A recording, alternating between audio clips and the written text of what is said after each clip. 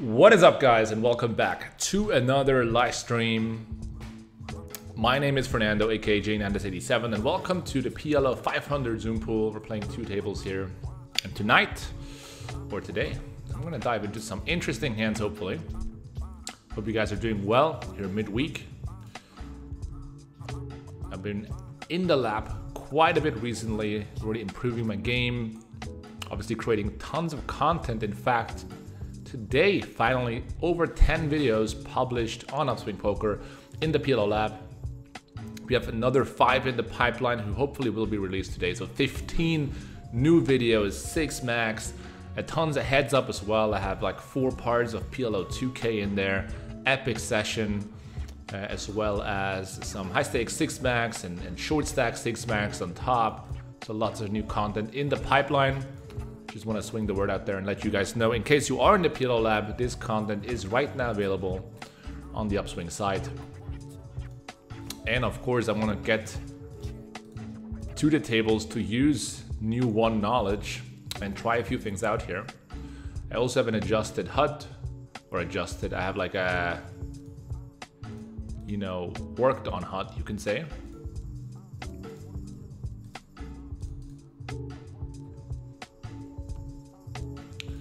Gonna be limping in with King 9-5-4 double suited and flop a gut shot and 2 backdoor flush draws. A check call the flop. And we would also have, or should have, this graph showing up here any second.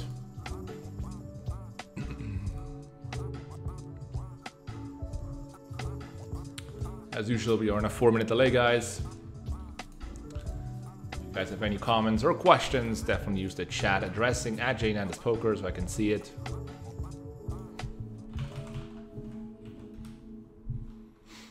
I'm gonna hop here into the mix for, a reasonable amount of time. Not too long. I still have to hit the gym today, so definitely want to do that as well.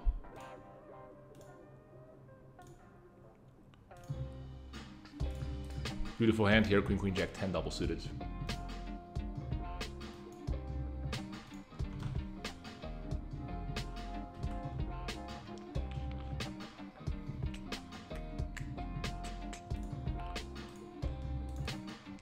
Let's switch over to this hand, it's more exciting. The 9-9-7-7 double suited.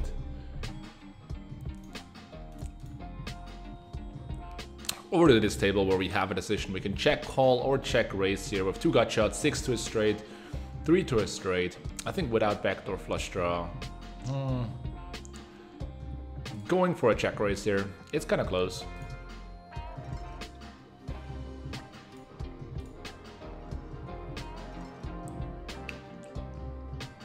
Turning a straight. Obviously nice turn cards. And I'm going to actually check here. Obviously, after a check, raising the flop here, I'm gonna have a lot of straight draws, and the 3 doesn't bring in that many. If I have a set, it's not the greatest card, and when he checks back, I feel really comfortable with my straight here. So I'm gonna go ahead and bet full pot.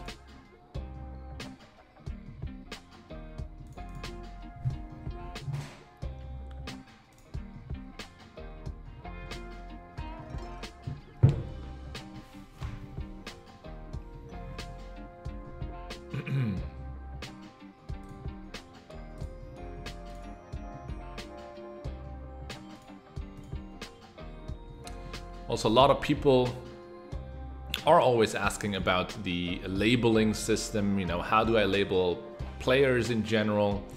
And today you can see I actually used some description of them. So if you really bother, you can stop the video and then figure out what kind of labeling system I use.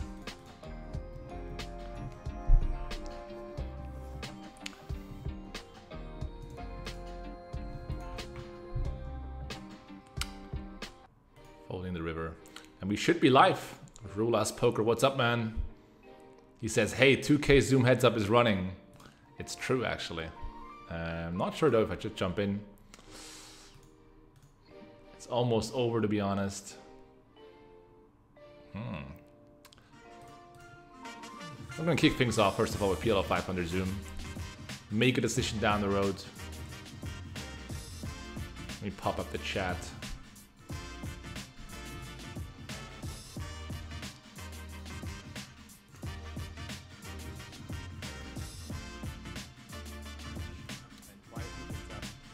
Fur, what's up, Michael Hugo? Always in the live stream, appreciate it. Just gonna check back here with total air and delay my bluff to the turn, potentially the river.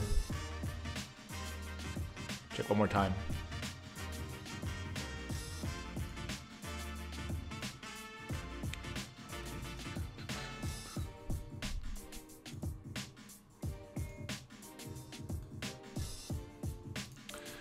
And with the kings, I'm going to check back on the flop here. Although I have a jack, I really don't have much else going.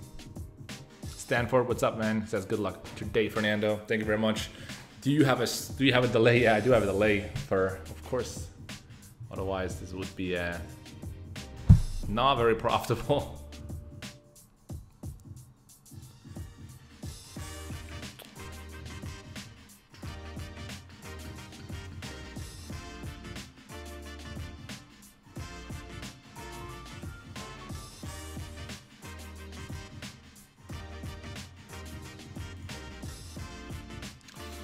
Stepping the flop and checking on the turn, just trying to get the showdown here, unfortunately against the flush.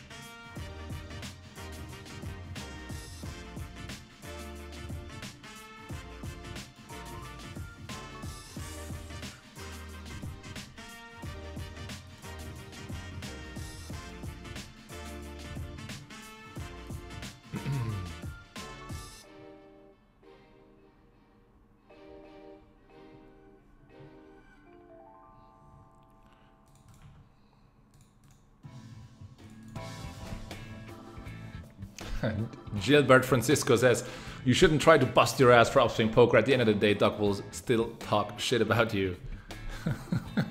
You know, I'm not making any videos for Duck. I'm making videos for the people who watch them, which are all the guys in the PLO lab. Like, there's a misunderstanding here.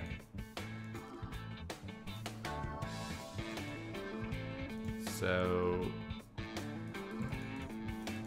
going to bet here my king. Obviously not a great hand, but we do have a blocker to the continuing range, which is the king, and not a lot of value in checking back. And on this table we get 3-bet. We're gonna call, not an exciting hand, but an exciting flop, of course. Going to check rip it.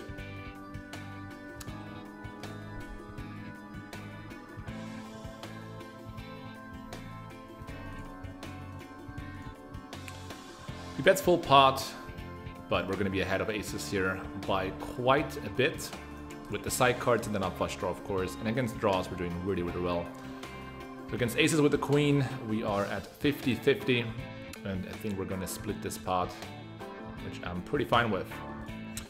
Over on this table, I really don't flop much against the button. Just going to go ahead and check fold. I mean, there's some stuff I can turn down the road in case this gets checked back. Otherwise, just folding. Hey, Jay Nandas, do you ever miss Baby Nandas from the Bankroll challenge? He was my favorite villain. Well, I mean, if Baby Nandas is out there hopping to the Zoom pool, I'm ready.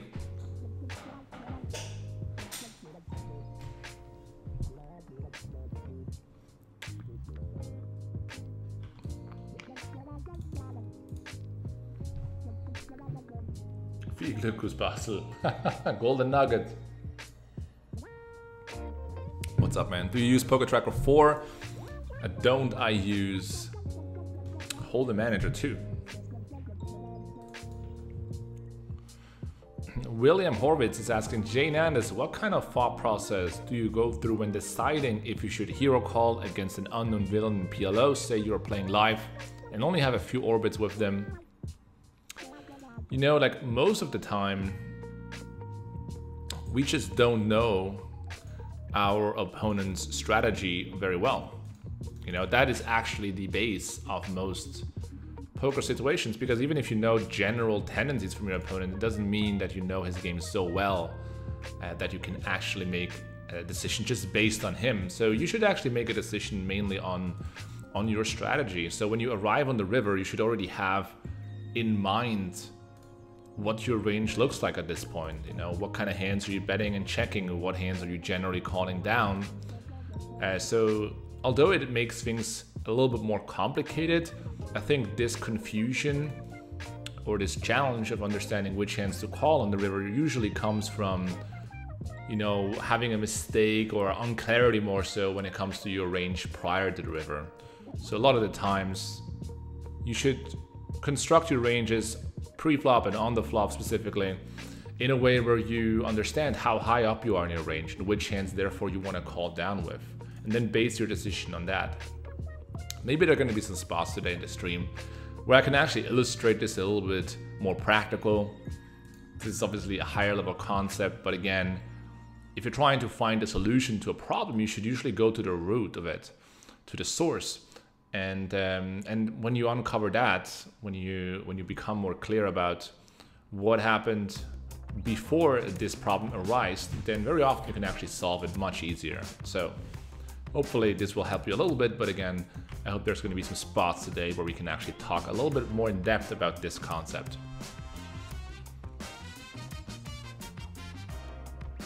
We're going to go ahead and throw rebet here for sure. Hey, Jay Nandas from Duffy91. Do you have any profession besides being a professional poker player? I feel like you know some kind of science. That's very flattering. I mainly know the science behind poker, to be honest. I don't have any other profession.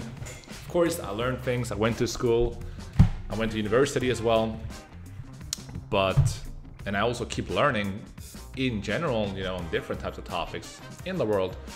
But I have no other profession or learned another profession specifically. I'm gonna go ahead and double barrel here for half pot on the king 8, turning the wrap. Taking it down, this sizing allows me to bluff very cheaply, and at the same time we're putting other pairs into a pretty tough spot. Stanford says, thanks for releasing all that content. I just have to say, I was a bit disappointed when you resigned from Upswing, but I wish you good luck, bro, in your new business. Thank you very much. Again, this decision in terms of going away from Upswing is not related to any of you guys. It's just, you know, between me and Upswing and our relationship, and will just allow me in the future to do even better when it comes to creating creative processes of learning PLO, learning poker. I'm really looking forward to go even stronger with my team and build more useful content in the future. And we're doing it now day in, day out, and it's already exciting. And it will get more exciting down the road for sure. Betting top 2 here and getting raised. There are lots of wraps, of course, in there. King 10, 9, ace, king 10. And we have a gotcha in the backdoor flush draw, so we won't be able to fold here. Now, unfortunately, my opponent will also have some sets. And the thing is, when the board is rainbow, the pairs he can have are actually, the straight draws he can have are actually quite strong because there's no flush draw interfering with it. So therefore, he's going to have more straight draws once he raises in comparison to, let's say, a queen jack 4 board with 2 hearts. Then his range will be constructed quite differently. So we will have to call here, and I'm actually going to shove myself in order for him to not be able to take a free card with the ace king 10. Again, sometimes I'm gonna run into a set here. And he has exactly the hand I was proposing. Unfortunately though, we get outdrawn. He had a lot of equity though. He had 30% on the turn, I guess. Unfortunately got there. Run it one time, huh? Easy call in the big blind. Double suited good hand against an unknown player.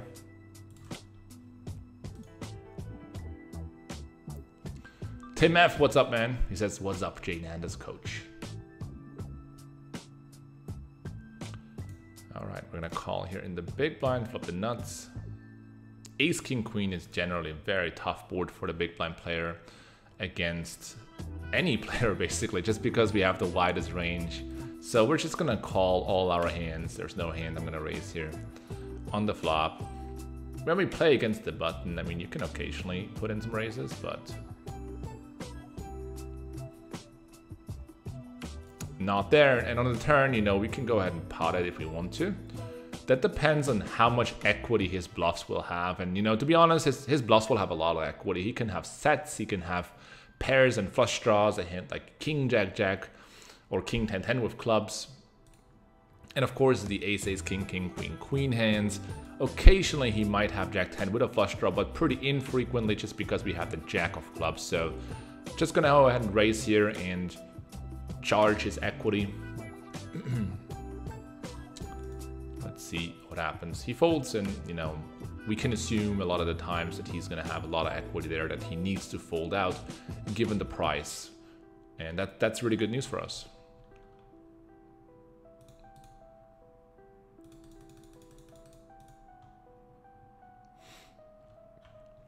Pick up the king jack 7-6 double from under the gun.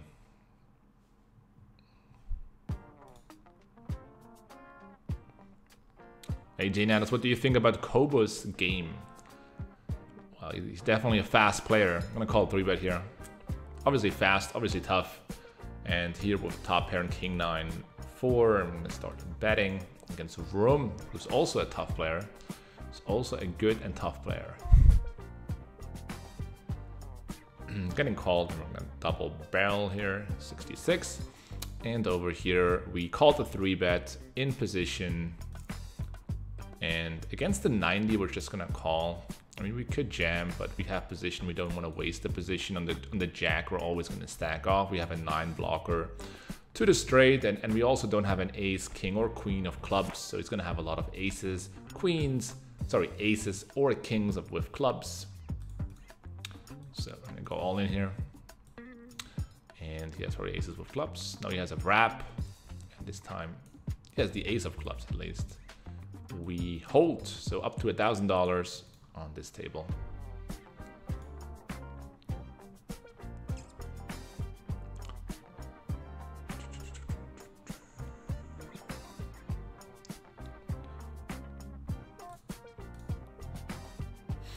Top set in the next hand. River Socket, what's up, man? On the 5, I'm gonna bet a third. I'm not gonna have many 5s, but I'm gonna have a lot of aces and kings, of course. And I wanna charge his draws or make it more difficult for him to continue. Now this time I have the nuts, of course. On the 9, I will have river some straights.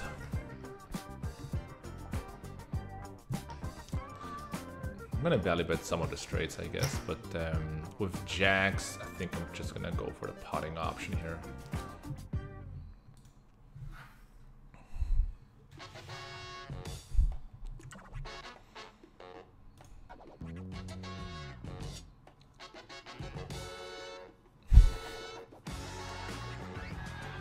We have a bunch of questions in here. Let me just address a couple of them in a second.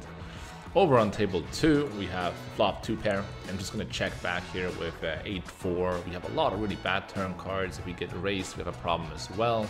Now we can easy turn. I call the turn and bow the river. Bow the river. And on this river, I mean, there's so many draws that are busted.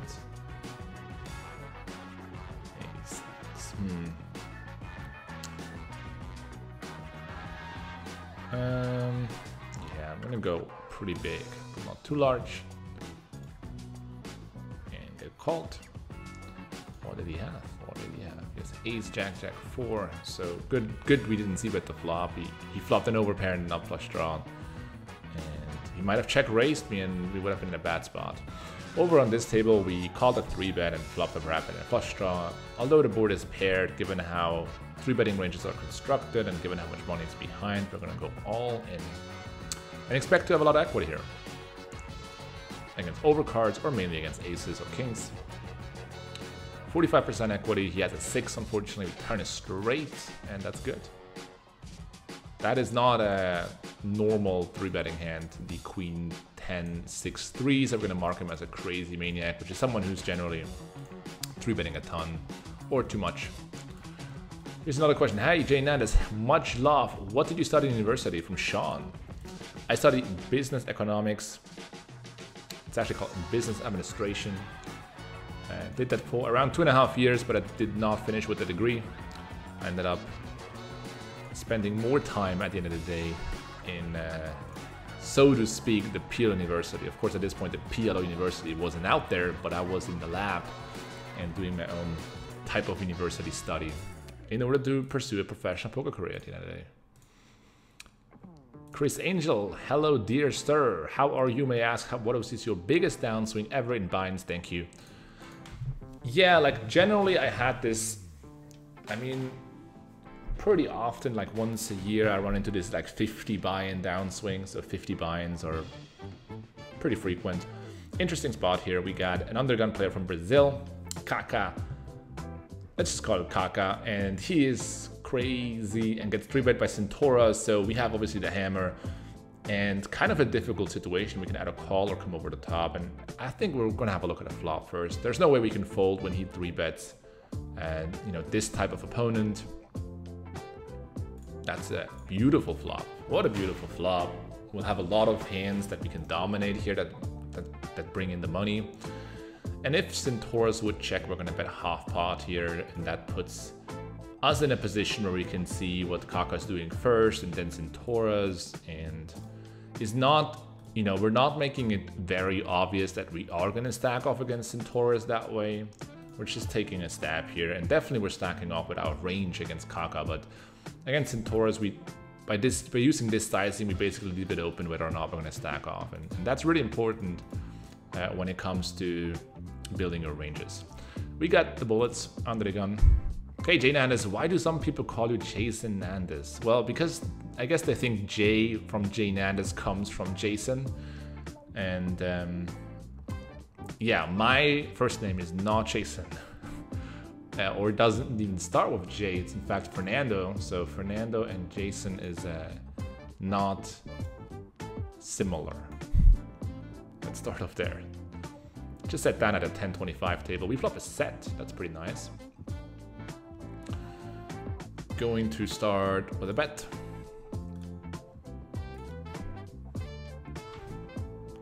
We can also check raise, but now turn SPR 4. I like betting again. A lot of hands that could check back, and also we can utilize the ace of clubs in some of the rivers, I guess.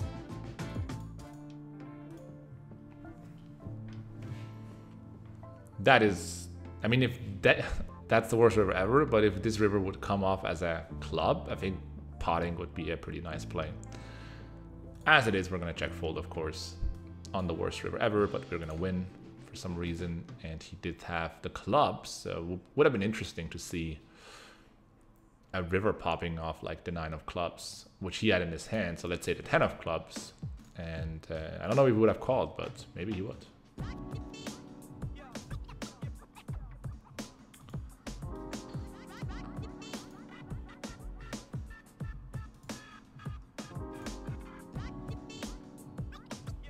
Graph looks pretty healthy. So the graph of this session is right below here. You can see the green line there. Flip an open ender here and some future blockers. 9956, turn the nuts with a flush draw. Easy game. I'm gonna go ahead and start betting 32 bucks.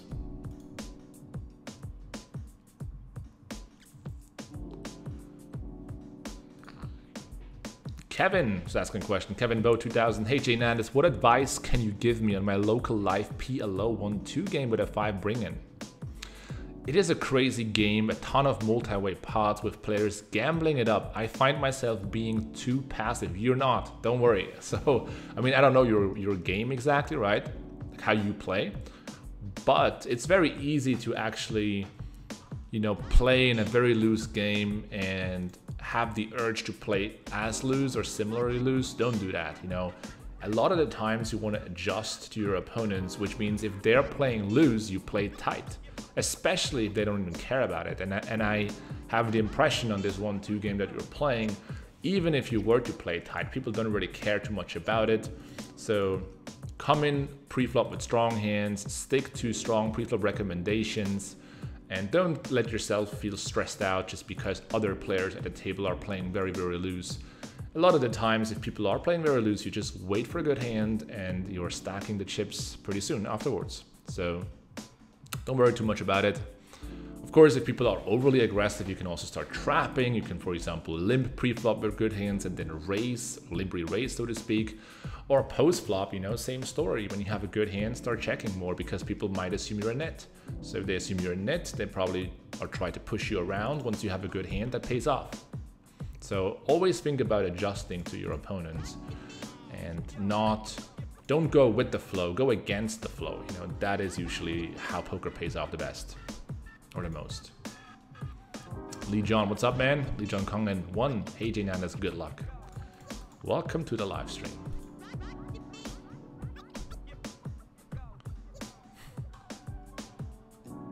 Uh, 6677, easy call here.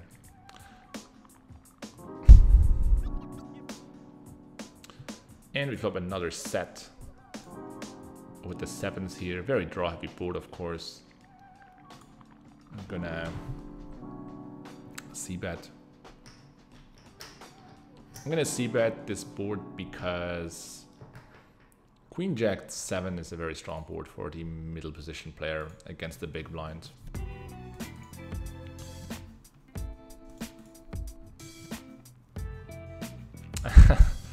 Casanova says, I studied business administration as well and got a useless degree. I mean, you know, the degree itself, I guess, is not necessarily the useful thing. It's more the process you go through, if at all, you know, if this is at all useful.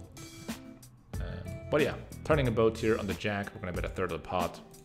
Kind of same story as before, making it more difficult for my opponent to continue with some hands and put him into a difficult spot in general. So on the river here, you can have Jack 10 or Queen Jack, both definitely possible once he calls my river bet. So this bet, if I'm actually going to bet, is actually quite close. And I wouldn't really mind checking back. So Jack 7, Queen Jack, or Jack 10. Yeah, I think we are assuming he calls me with like Jack X of spades.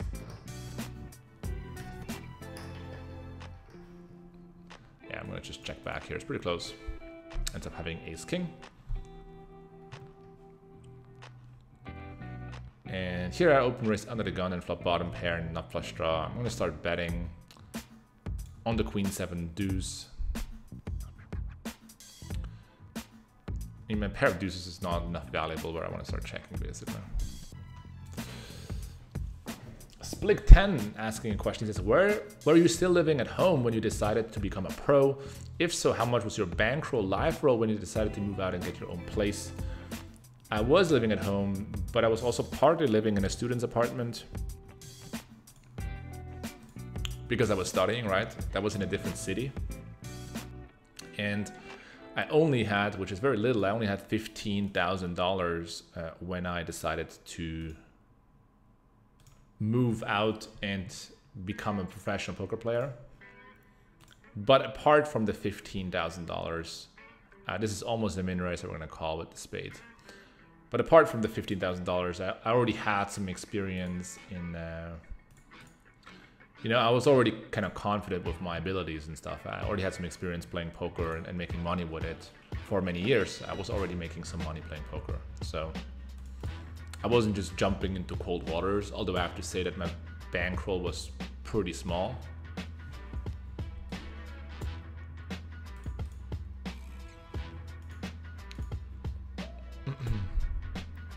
JRD Cooper says, hey Fernando, are you still on talking terms with Phil Galfond after leaving Run It Once?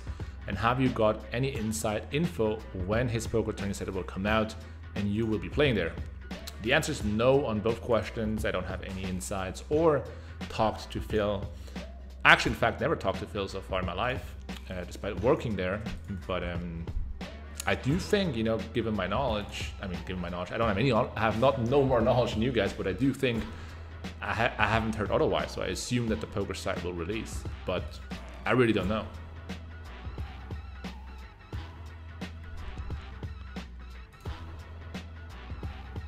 Easy calling position.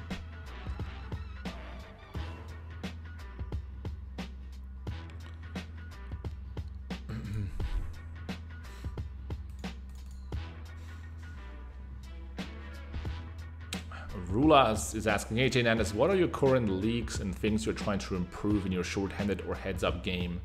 There are so many things to improve at all times, you know, specifically now with solvers entering the world. I'm just running, you know, with my team Sims 24/7 and trying to figure out how do we junk this up into workloads and understand more about the way solvers are playing PLO, how to make this accessible, how to make this convertible into real play. There's so much to learn really, and it's really enjoyable. Every day we get closer to better decision making and new insights into the game. You know, just the way ranges are constructed, the way you are bluffing, the way you are c-betting in heads-up pots, in multi-way pots. So much insight when you work with the solver. So the calendar is filled up, and you know, I don't really think about it in a way of what are my leaks, because I think more about it, how can I improve, you know? And I can improve in many areas at all times. The game is so deep and the ceiling is so high that I'm really engaged in improving, and I'm also very excited about improving at all times. So there's tons to do.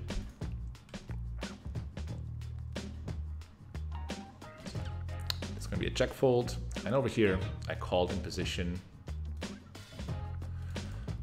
and we'll call c-bet, of course, turning straight but no flush blocker.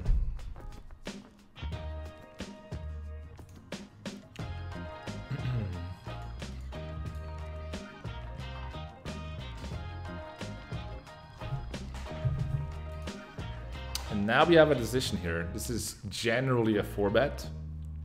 I make an Instagram story about it. What's up, Instagram? We're streaming here live on YouTube, the great game of Pot Limit Omaha. This hand is live in exactly 4 minutes, so check it out on YouTube, Jnandis Poker. We're gonna go all in here. You'll see it on YouTube. All right, we're running against aces, of course, but we have some equity, 36% to be precise. Backdoor clubs. No dice, unfortunately. But obviously, you know, a hand to consider for betting for sure.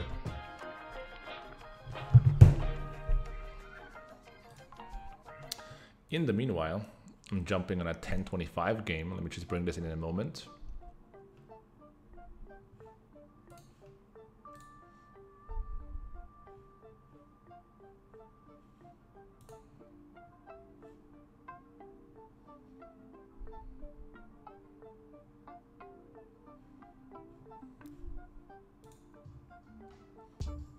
Hey Jnandis, your advice was playing 3-component hands only. That's not true. Suited, high connected hands. I see you playing all kinds of hands. Why not stick to the 3-component hands?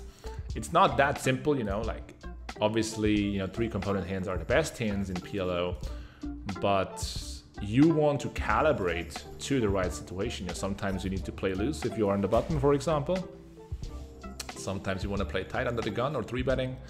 So it's not really done by saying 3-component hands are the hands to play. It's all about calibrating, adjusting to the right situation.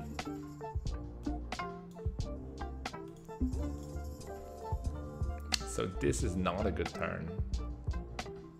Not a good turn card. Will we take it down?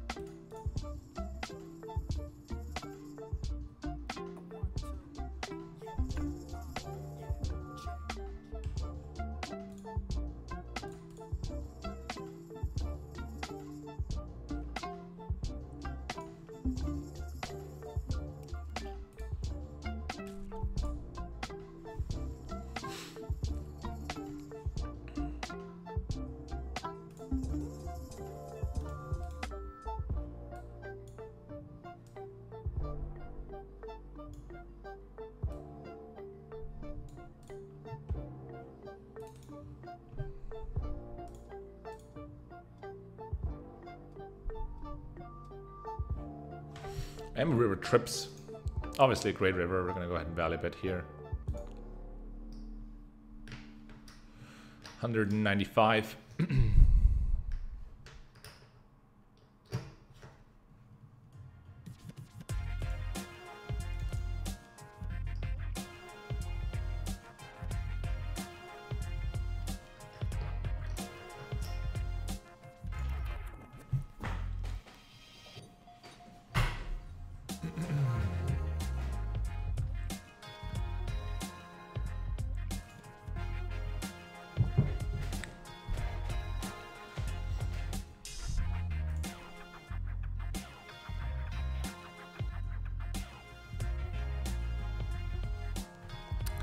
And we're flopping top set in a great spot as John Wayne is leading all in. This is amazing, obviously.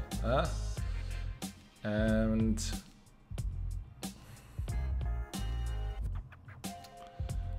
not sure what to do, but I guess we just need to go with it.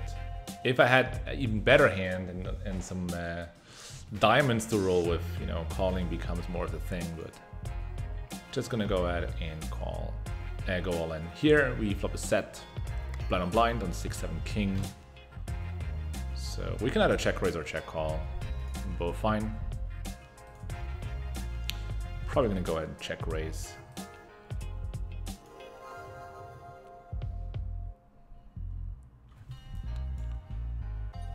Two, 360.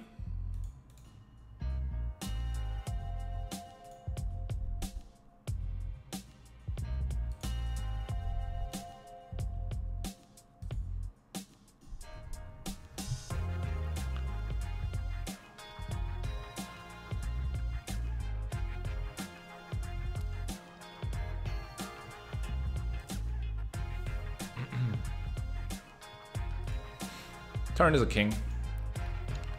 It's gonna have a lot of king X in its range, but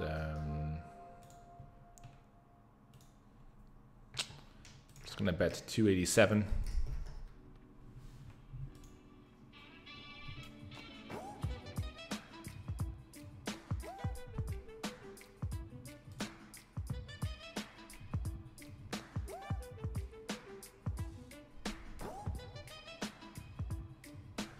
Called again.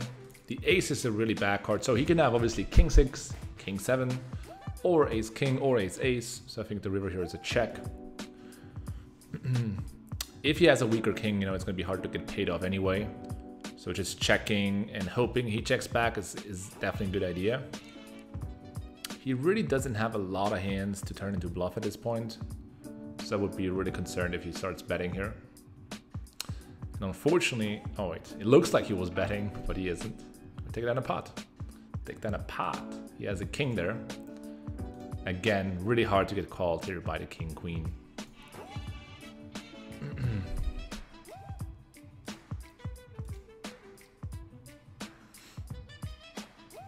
And we flop a pair and open-ended straight draw.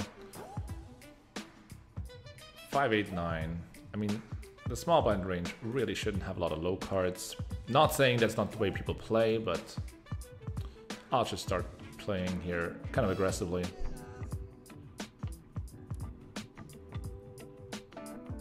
William says, thanks for answering my question about hero calling. Since we're talking about degrees, I have a master's degree in math. Do you know any area of poker that uses more advanced math? I mean, I don't work with more advanced math. I work with solvers, of course, but you know, I'm like mathematically not a very strong person, or I don't really have a talent for it, and I still got pretty far in poker, so I don't necessarily think you need to be very strong mathematically to come far in poker, or at least you can learn the relevant parts of it. I'm gonna check here. He ends up having 7-6 for some reason.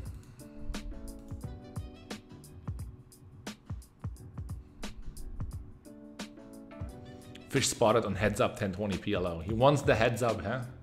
He's not anymore there, by the way. There's no good heads up game going anymore.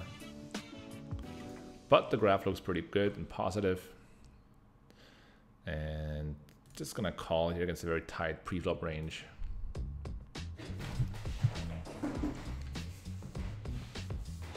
So far the music is good for Michael. Good. We're working to improve stuff here.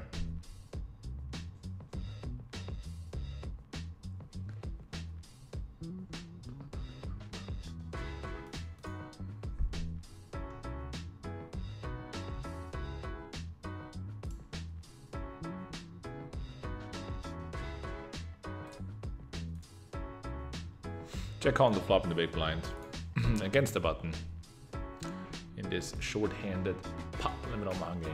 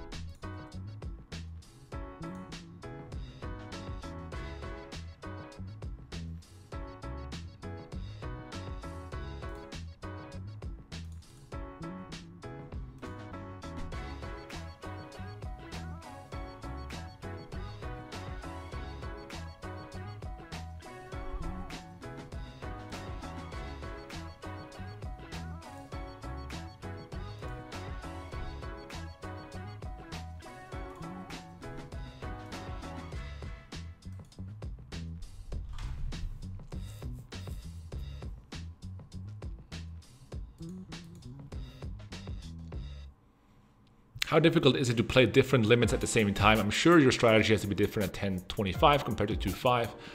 You know, at the end of the day, the goal is always the same, is to play the best poker you can, and that is mainly focused on your own strategy, not necessarily on your opponent's strategy.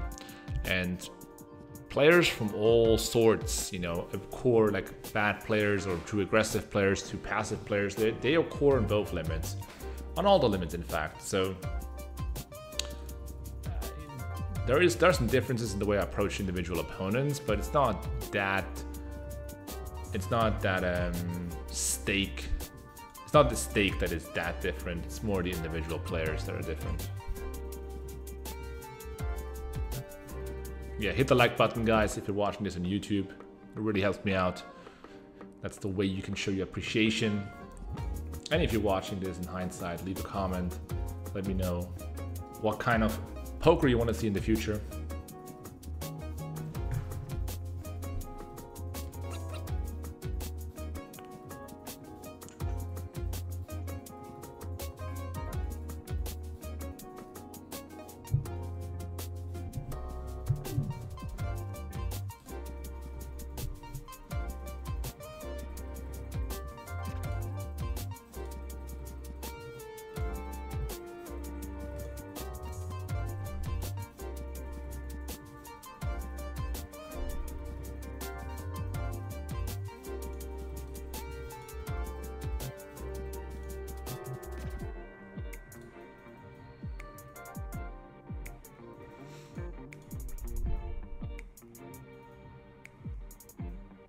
What are your hobbies outside of poker? I would say working out is definitely one of my hobbies. One of the things I enjoy the most outside of poker. I like to watch Netflix, like Netflix series. I like to read books in general, but they're like non-fiction, so definitely business related. I also really like working on poker, but again, that's in poker. With this hand. Getting called here from the button. I'm going to bet the turn small. I mean, we could give up, but I feel like the turn is just too good for my check raising range. Definitely gonna follow up on the river, the big bet. But you know, I don't know to have that such an extended range of hobbies. I do like cooking, which I do every day. I do like working out, reading books, watching TV, watching like Netflix, and yeah, what else? I mean, you know, meeting good friends if it's really something I'm if it's really people that I'm really into it, then absolutely. And just talking to my team and talking about not only poker but life and improvement. How to get to the next level. Pot in the river here, trying to get to the next level. Fold. Definitely curious about this hand in a GTO sense. Probably going to review it. I have a different hand I also want to review for YouTube here. I'm probably going to bring this video tomorrow, so check it out tomorrow. I'm going to bring a video where I'm reviewing some hands more in depth. And I think this is also one of them. There we go. But the one that I actually really want to review is a $13,000 pot that I played yesterday, and I had a really interesting hand. I can give you a little bit of a preview, I think. I can give you like a little bit of a... I'm gonna show you the spot and then you guys... Oh wait, you have to make this... Okay. I'm gonna show you the spot and you guys can tell me in the chat what you would have done, but I'm gonna reveal. I'm gonna uncover the spot tomorrow then. So, let's have a look. I don't want to spoil it.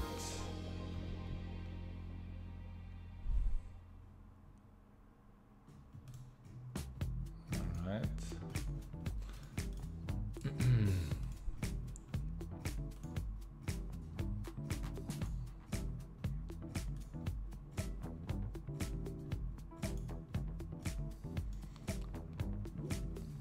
Coming.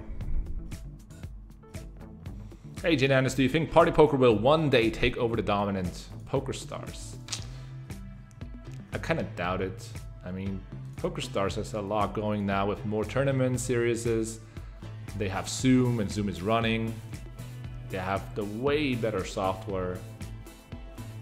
I mean, as you can see, I played Party Poker, but I don't know what they're doing with their software, man, because this is definitely not on the Poker Stars level. And apparently it's that difficult to create great software in poker, but although this is not the bad software, it's definitely not the PokerStars level. Okay, here's the hand. Just a moment. We're going to be in the big blind here with another good hand.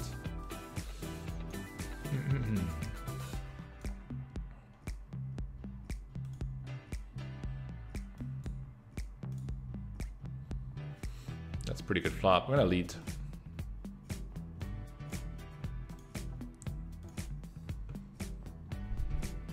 I mean, checking is fine too, but going for the lead here is good as well.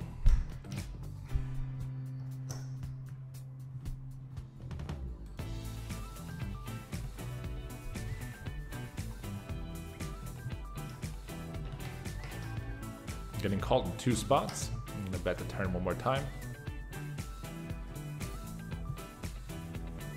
Yellow says, I would like to watch a 24-hour marathon of you opening PokerStars chest. I think that makes most skill. So I'm up for that. That takes the most skill.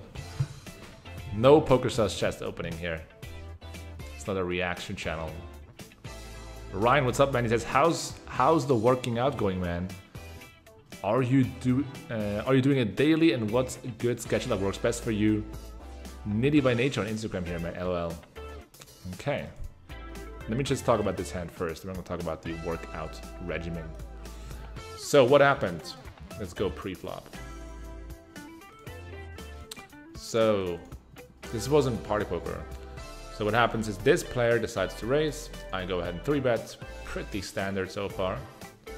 And the small blind cold calls, I guess that's very unorthodox. And then of course the initial opener with the call as well. And now the flop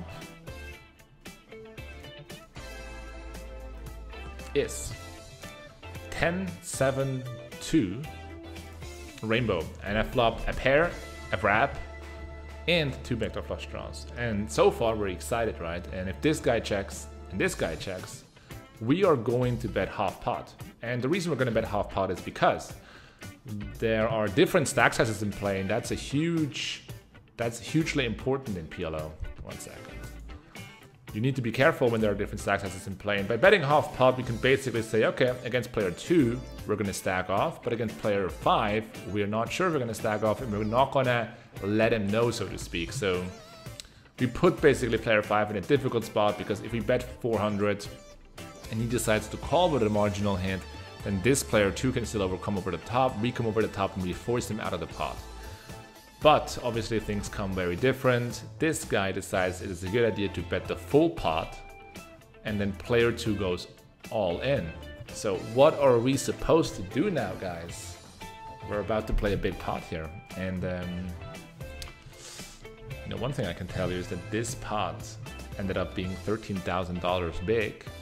And tomorrow in the YouTube video, I'm going to reveal who won it, and I'm also going to reveal if my play was correct to go all the way here with the wrap pair, do back to flush draws against the 5K stack, who snap called.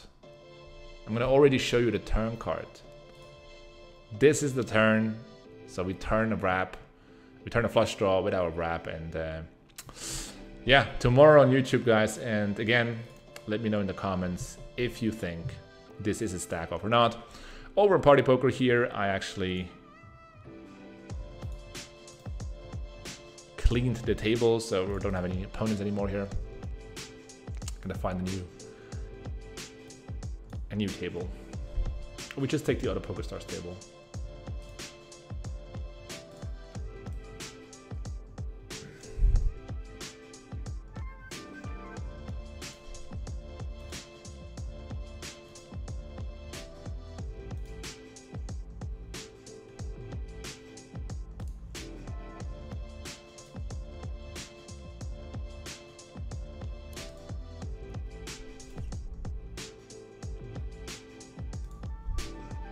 Here we go.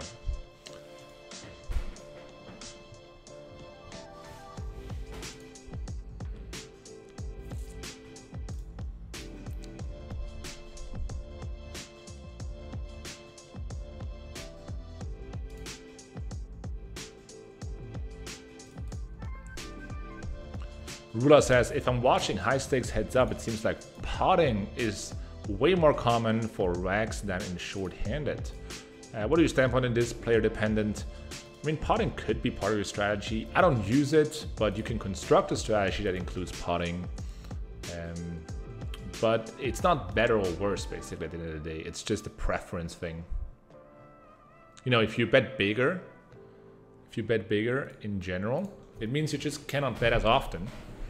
But maybe your opponents are going to be uncomfortable with, or they're going to be very comfortable with it because they can fold more often, and you know, that being correct. If you bet smaller, then your opponents are forced to continue wider, but then potentially face multiple barrels down the road. So there are like advantages and disadvantages of both strategies, but at the end of the day, it's more a preference thing, what you feel comfortable with, or what you think is more profitable given how people are reacting and how are you performing under the strategy of betting full pot or not. Yeah, in terms of working out, I work out 4 times a week, and sometimes more. It depends a little bit on my mood, but 4 times is pretty much the standard. I'm doing strength training for the most part, but also mix in some cardio, sometimes some bodybuilding in there. Great flop. Against the button, I'm going to check raise here. Although, I mean, yeah, I'm just gonna go ahead and check call. If the board would be draw heavier, it's just so much more profitable.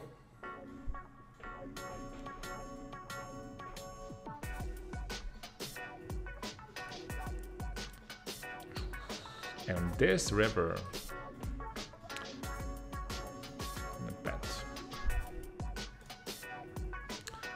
163.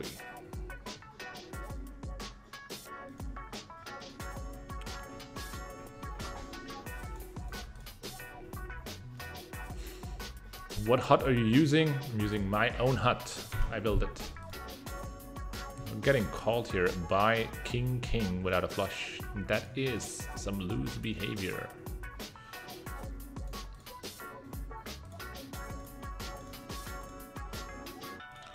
By that player.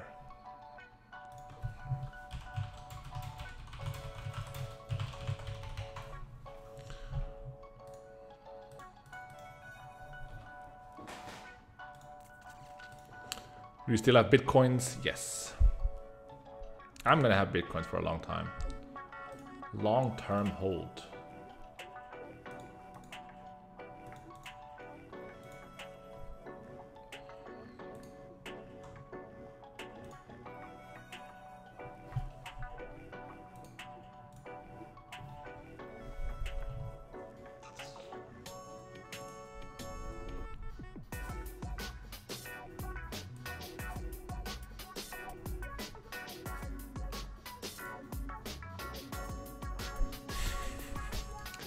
I like this comment from our team when I'm showing the hand that comes up tomorrow. He says, "What the fuck, I came here to see poker not get blue balls." Tomorrow it will be resolved.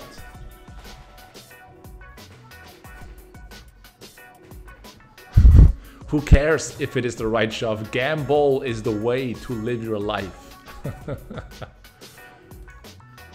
That's a good analysis.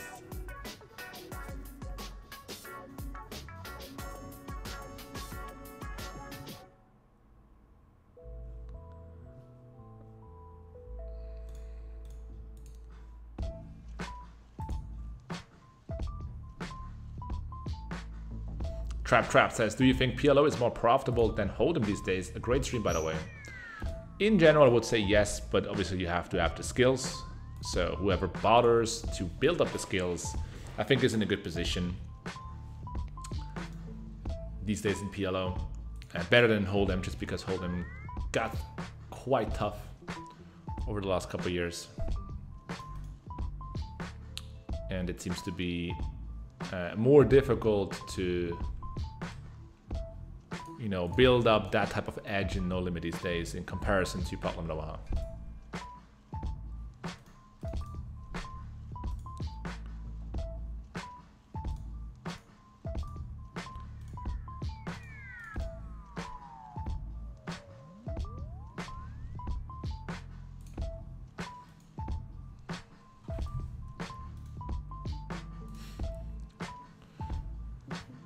So against that price, we just can't fold. Not a great spot though.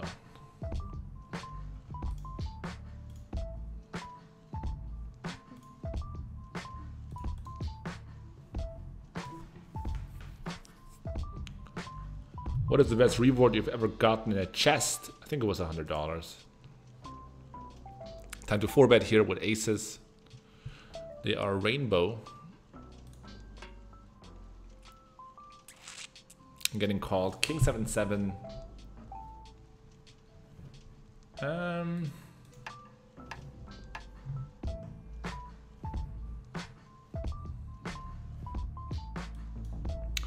mean, at the end of the day, it's just a shove on the paired boards. The problem with the hand in general is just that if I shove, it's unlikely I get called by worse. Just because I'm holding the ace of diamonds as well. But it is what it is. Sometimes you have to get it in order to protect your hand or maximize the value.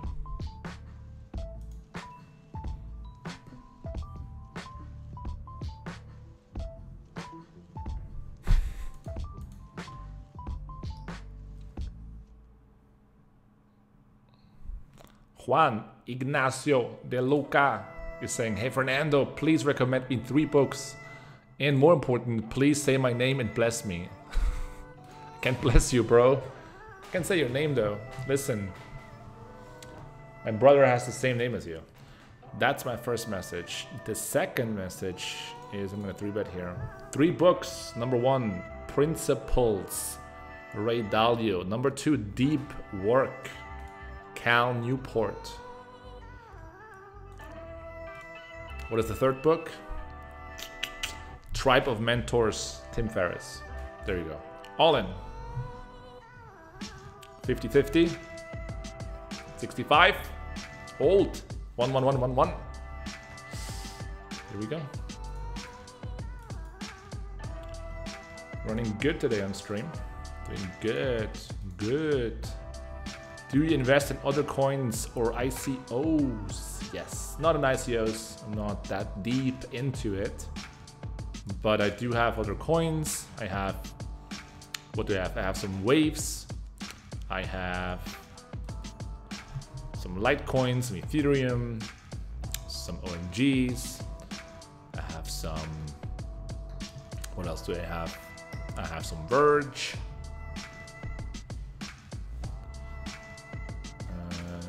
What else? Yeah, I mean, that's pretty much it, I guess.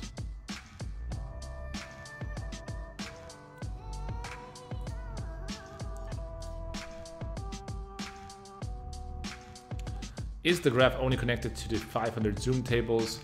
I think it is, just because I guess the star's clock is different.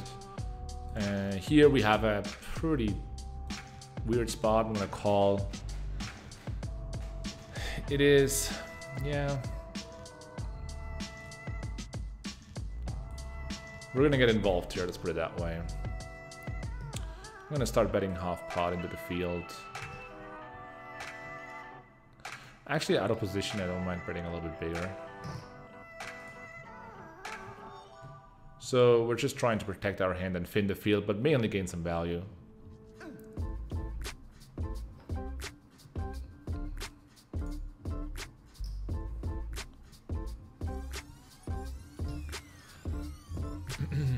If Nactro is shoving, things get complicated. Because he's gonna have a lot of diamonds, and that's, you know, kind of an issue for our hand. That being said, I don't think we can fold here almost ever. We're getting better than 2-1, and you know, the player behind us can obviously still fold. So we're gonna go all in here. As we're already deep, we're gonna run into 2 times if possible. And this is gonna be the third hand I'm gonna analyze tomorrow on stream. 49% diamond, diamond. Come on, dude, 49%. What did he shove there? How do I ever shove a 49%? Aces, ace, ace, queen, 6, and queen, queen.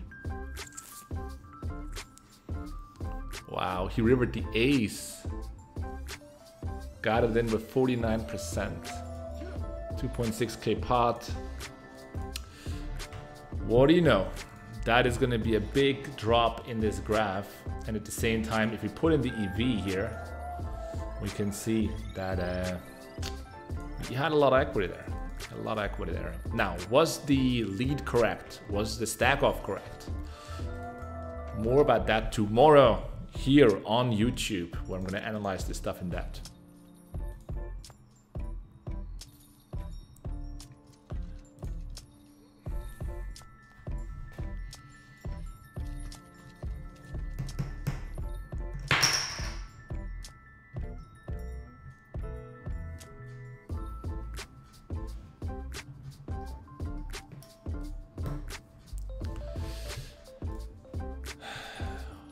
What a beautiful pot. How do we lose there, guys? How do we lose there?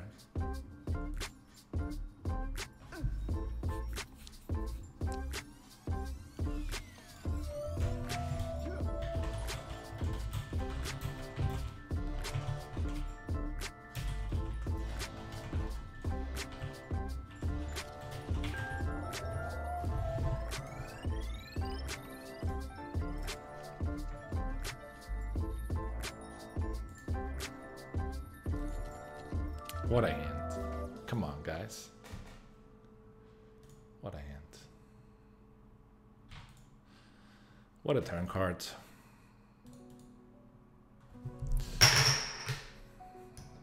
What a river card. Just don't show me aces, otherwise I'm gonna get furious. What did he have? He had jacks. That's okay.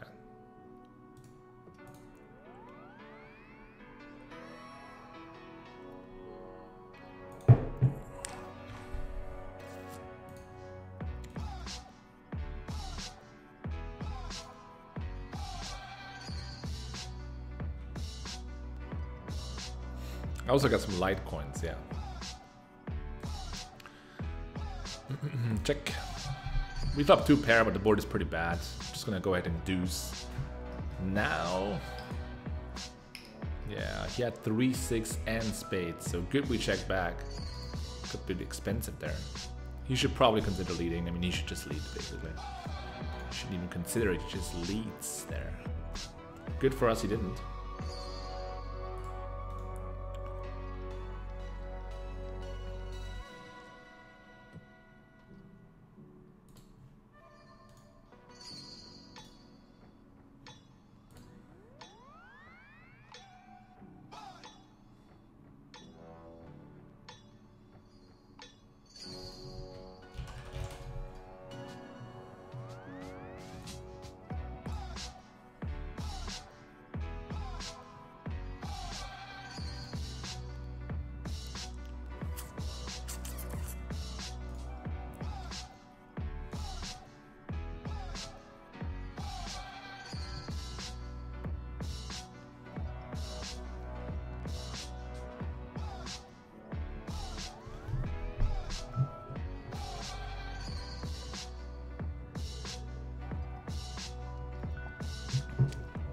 just rewatching on the stream how I lost this hand.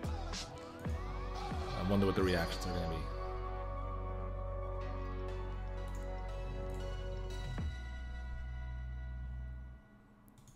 So brutal.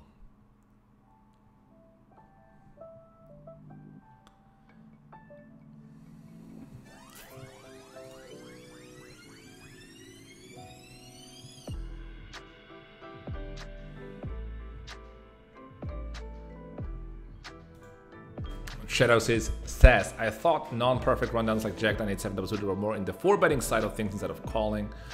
Yes, that is generally true, specifically when your opponents are folding against 4-bet some of the time. If they're not folding and the initial opener is kind of a crazy dude as well, I kind of prefer to just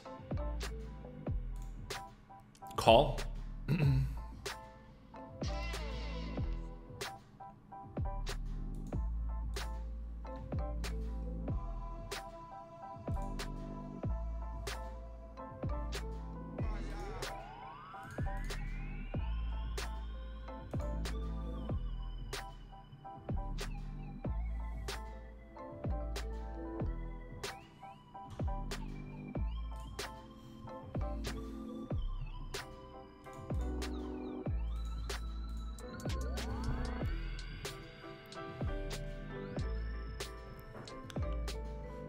3-betting ace check jack double suited, top pair and F flush draw. I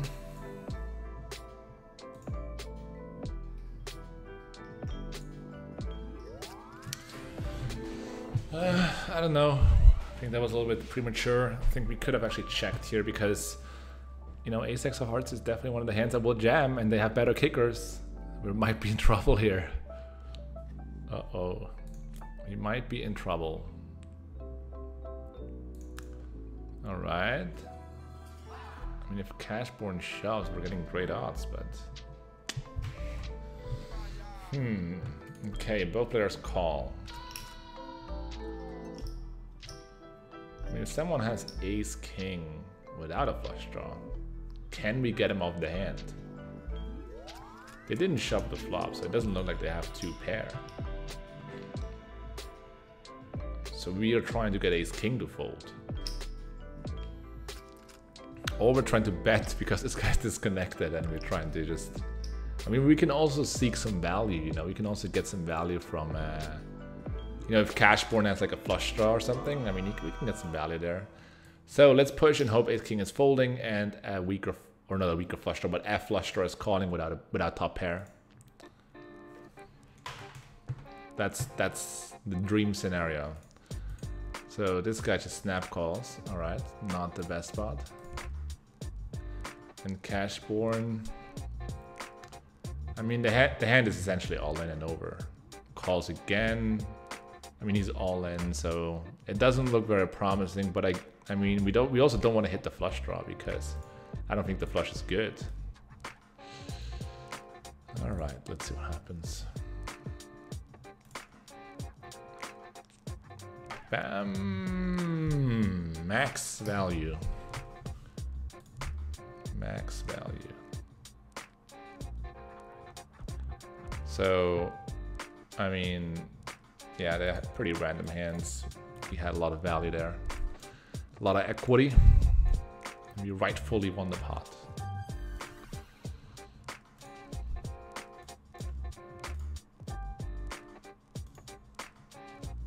Back to $2,000 profit.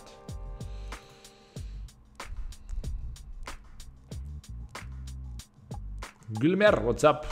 Gulherm. Vesentini. I call you Vesentini. That I can pronounce that. Vesentini. He says, what's up, Genian? It's nice to have one more class with you. Always good luck. Tomorrow is the big class, guys. Tomorrow I'm going to break down a couple hands. That big pot. 604 Worldwide says, looking forward to more PLO content in 2018. Keep killing it, Jane Andis. Thank you very much, bro.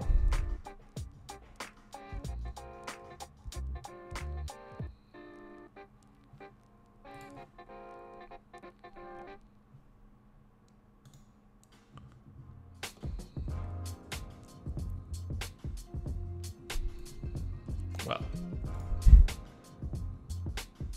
Do you feel depressed or sad when you lose money? No, it's not really about the money. You know, if you properly rolled, then, and if you have like the things you need in life, monetary, I don't really worry too much about the money.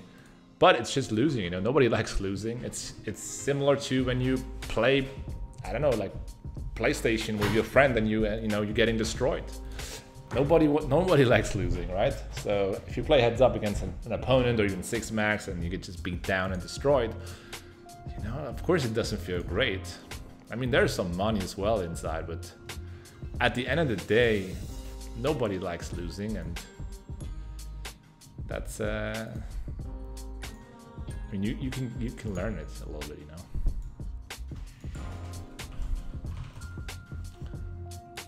You can learn to handle it better.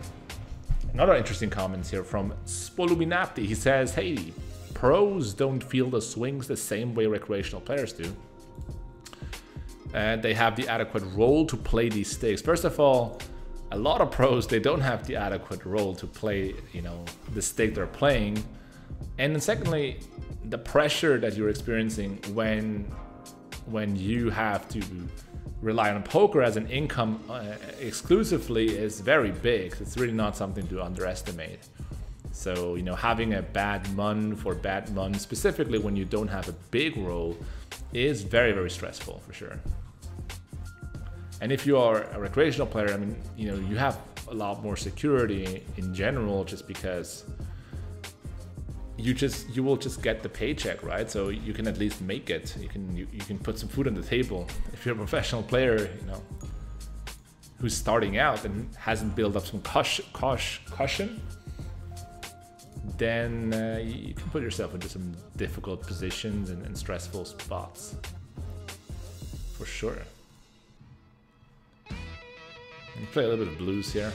On that note, it's time for a blues.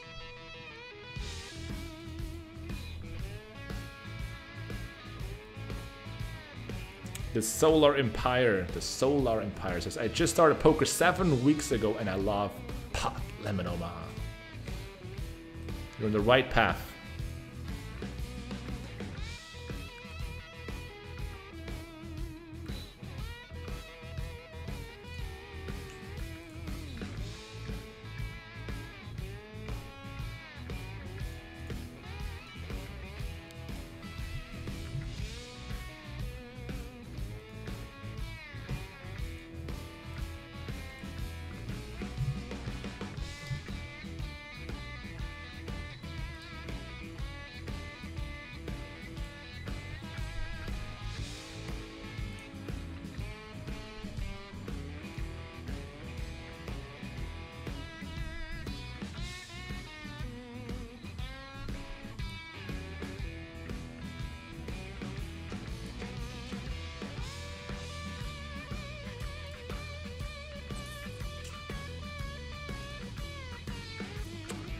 Still playing those two tables, I'm just seeking out... Oh, wait, we have an interesting table here. We have an interesting table here.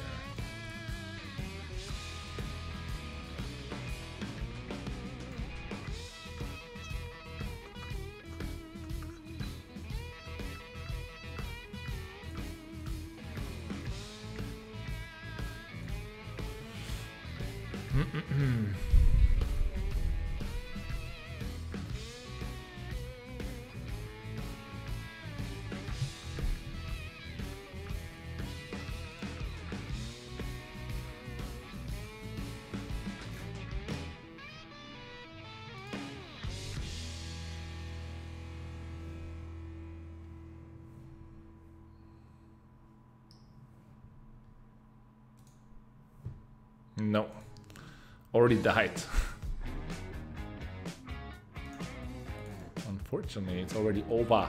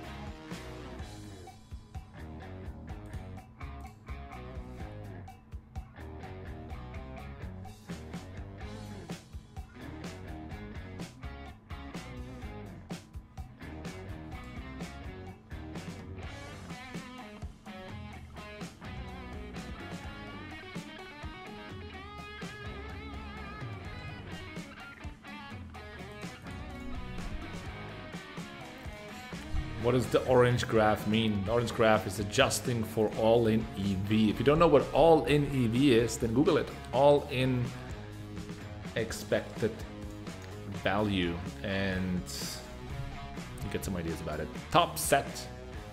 I hope most people know what top set means, though. That's more important.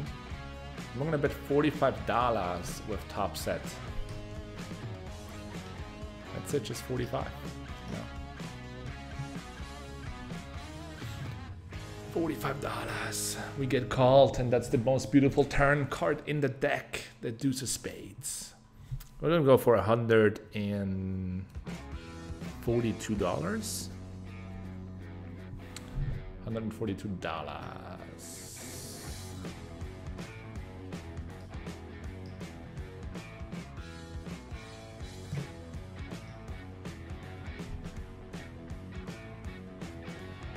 I mean, that is guys.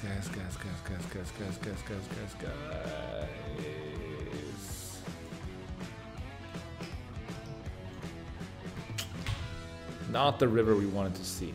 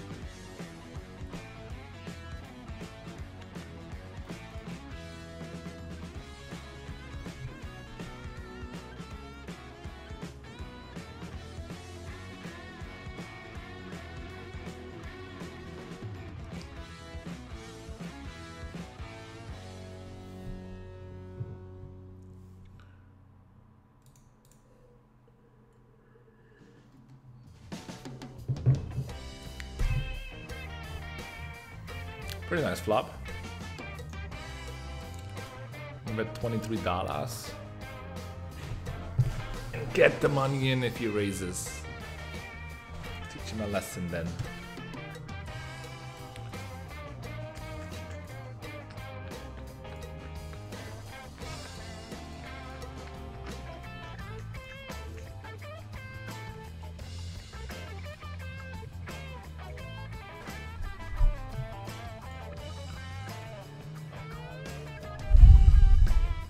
Hey Janandis, will the analysis be a live stream tomorrow? Probably not, but we could do one. I mean, we could do one, you know? I have to think about it.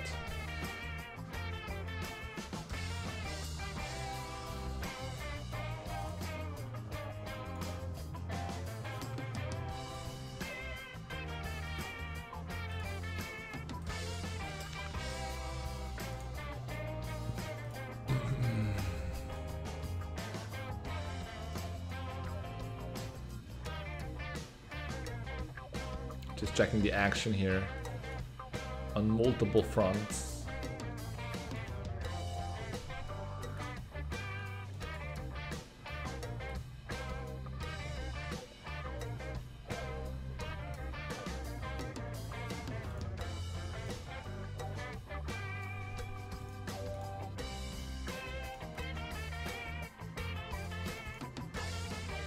But we're not getting any action.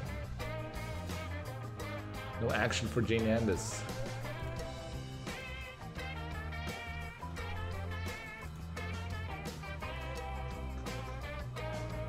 But we get 4 chests.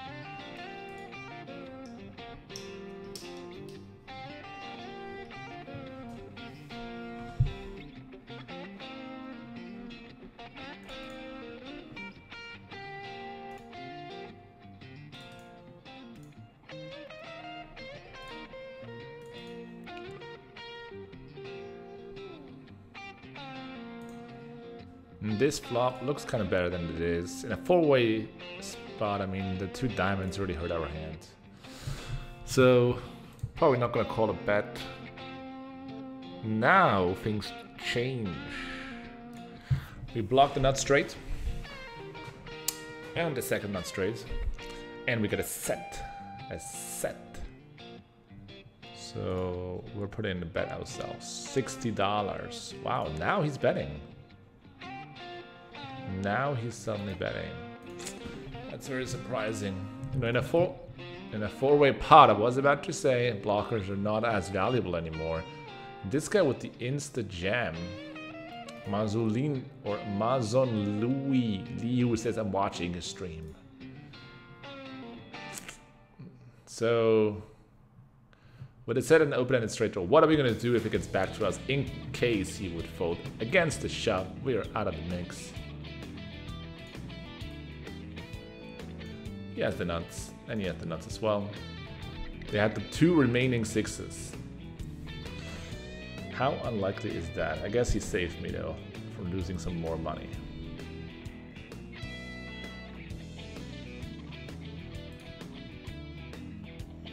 Jane Anderson, what is your deal with run-it-ones at the moment? There's no deal with run-it-ones at all. I made videos for run-it-ones years ago. I'm not making videos anymore for run-it-ones.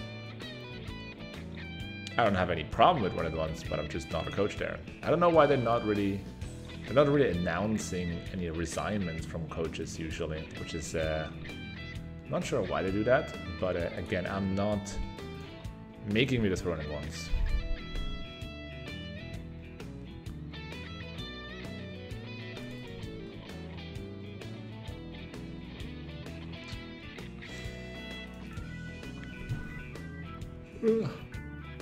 What can we do here? I mean, I guess we're gonna call.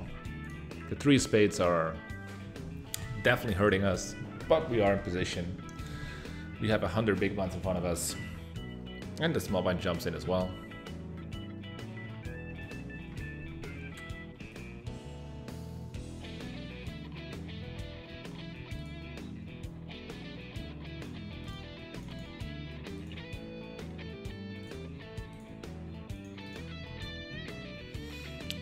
Pair and an open ender allows me to bet 50% of the pot. Have you seen Molly's game, Jay Nandino? Listen, the answer is no. No to me seeing the film, and no from you calling me Jay Nandino. Don't bend the rules, bro. Don't bend the rules. Unless you want to get bended yourself. Did you ever pull a 1K reward from those chests? Is there a 1K reward in there? But the answer is no. That is a good flop. That flop is almost worth $1,000. We're getting called, and unfortunately, quote unquote, we have also the king of spades, which makes it less likely that he has a flush, but we're gonna go for it. We're gonna go for, you know, we're gonna go for stacking him, just in case. Just in case. Shadow Maniac says, when you opened an MP with ace 10, 10, 3 double suited and go caught by the big blind, flop came 8, 5, 2 with an up flush drain gotcha, would you have stacked it off? Effective stacks I start at 100 big blinds. No, I would just bet call flop and then have a look at some turn cards.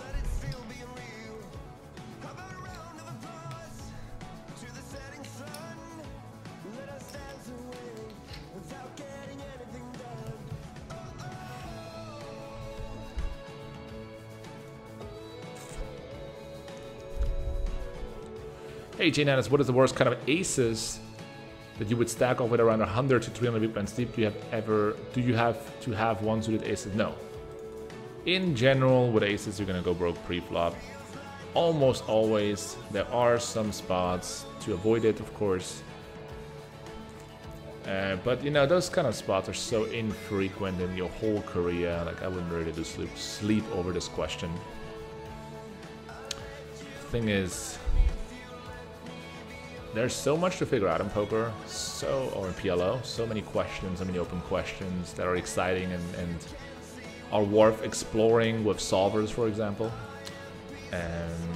That you have to pick your battles, you know, you can't figure out everything. So you want to figure out the most frequent spots, the most important situations that occur frequently and are big on your bottom line. And you know, should you stack off 487,000 big blinds deep with rainbow aces? The answer is probably no, but more importantly, the answer is it's probably not worth figuring it out.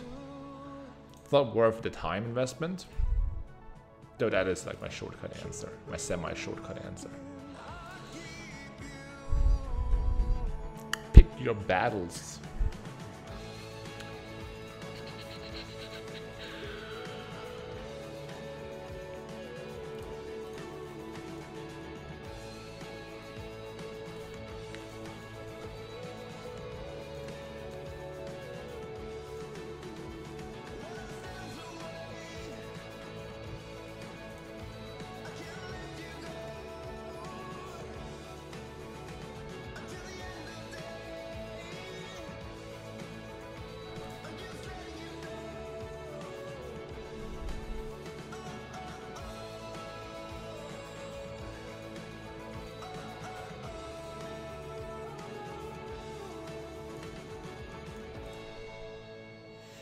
Poker Lover says, hey Jay Nandes, good luck today from Spain. Vamos.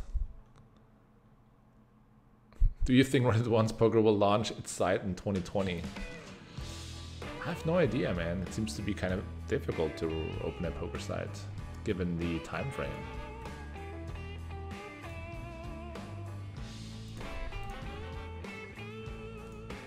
Can you play some PLO 500 heads up? In 2K there's also a fish. Really? Really? What the hell? What the hell? Makes me misclick this hand right away. Alright. What does he say? I like your favorite song. He knows me, wow.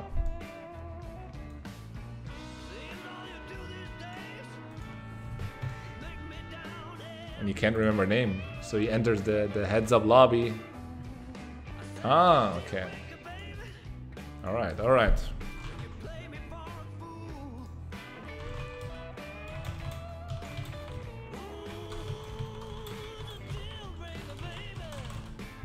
Here we go.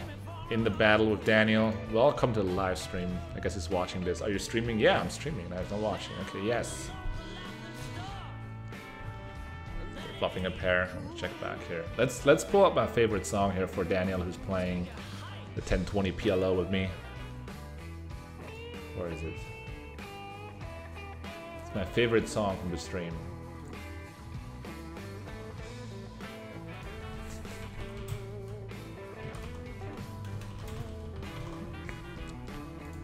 All right.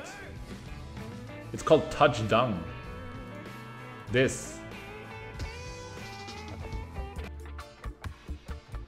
Touchdown.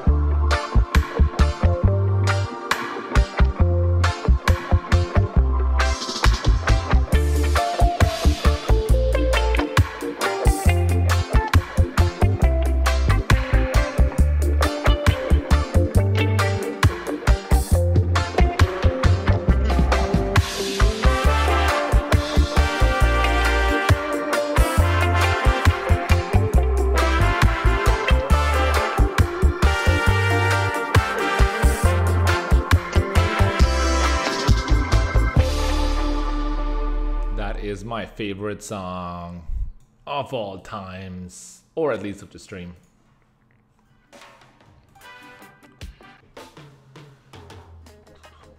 And the action is over again. We're sitting alone in the lobbies. Nobody wants to give some action. This table doesn't want to close. Okay. Let's play some 6 max again.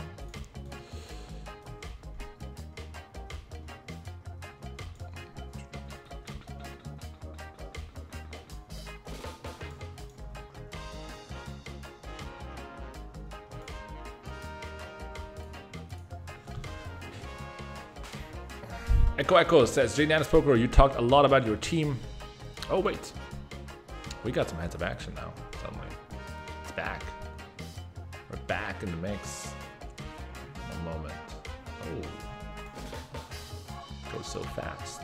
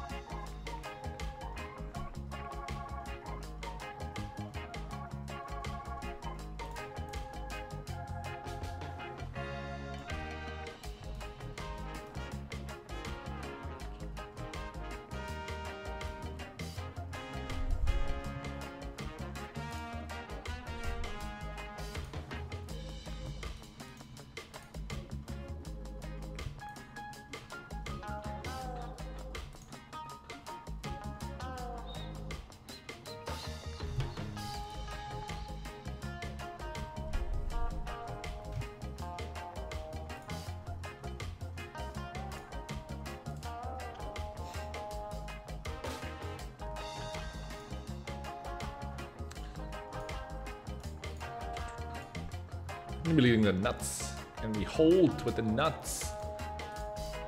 We're gonna bet $500.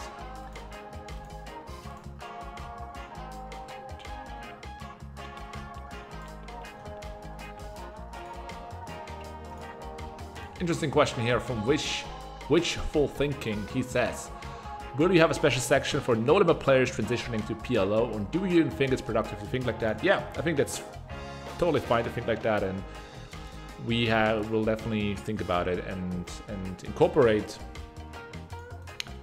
you know, ways and ideas to make it easier to learn PLO from scratch.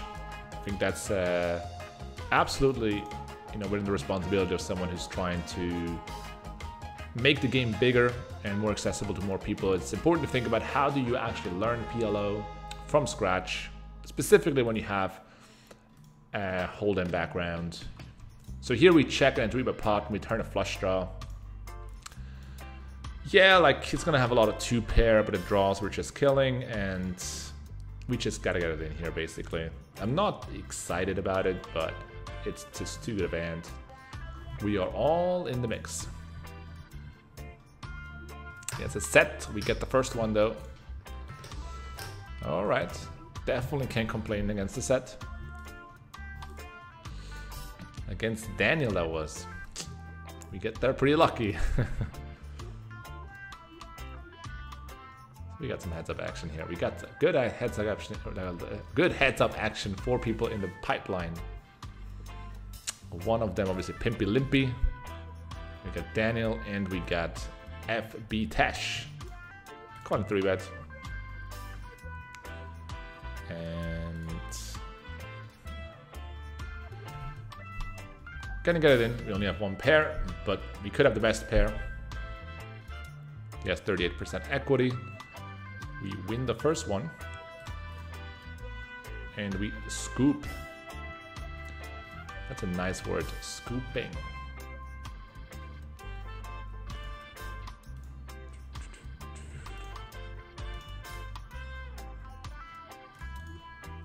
And over here, against FB Tash, calling a c-bet with a pair and a gut shot. And rivering straight, we're gonna bet and win. Let's just play this song one more time, just because it is such a great song. In the background though.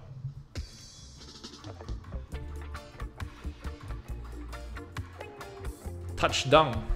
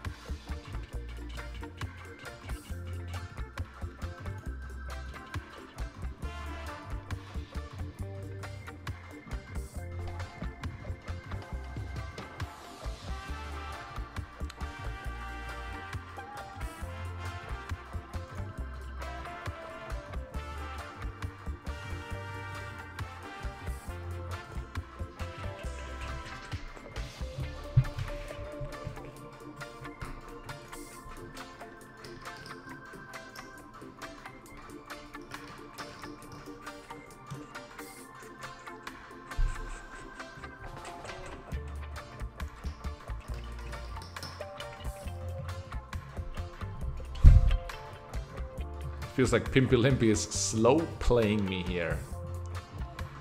I'm not sure, it's not the traditional way of slow playing, but it's just like playing slow so you don't have to play as many hands against me and more hands against the other player in the pool. I mean, that's what I suspect is happening here. A new way of slow playing. Do you speak German? I do speak German as my native language.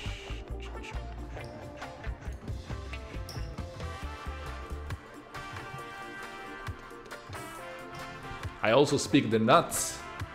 That's what I speak. For pot.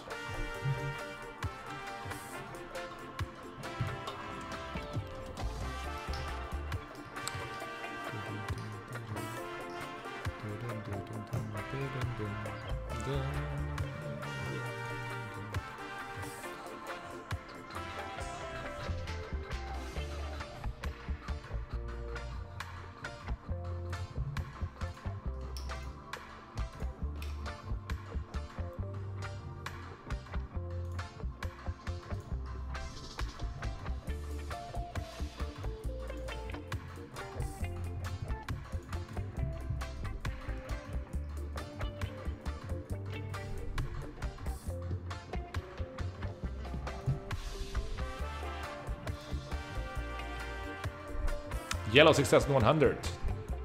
You know books like The Secret, etc. What do you think? I don't know. I have never read a book called The Secret. What do you think they have wrong and are underemphasizing that is needed in your order to succeed?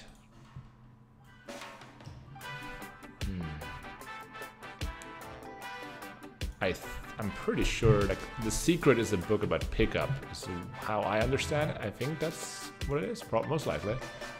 So what do they have wrong about... Wow, what is this? Pot in the river? I have to check on.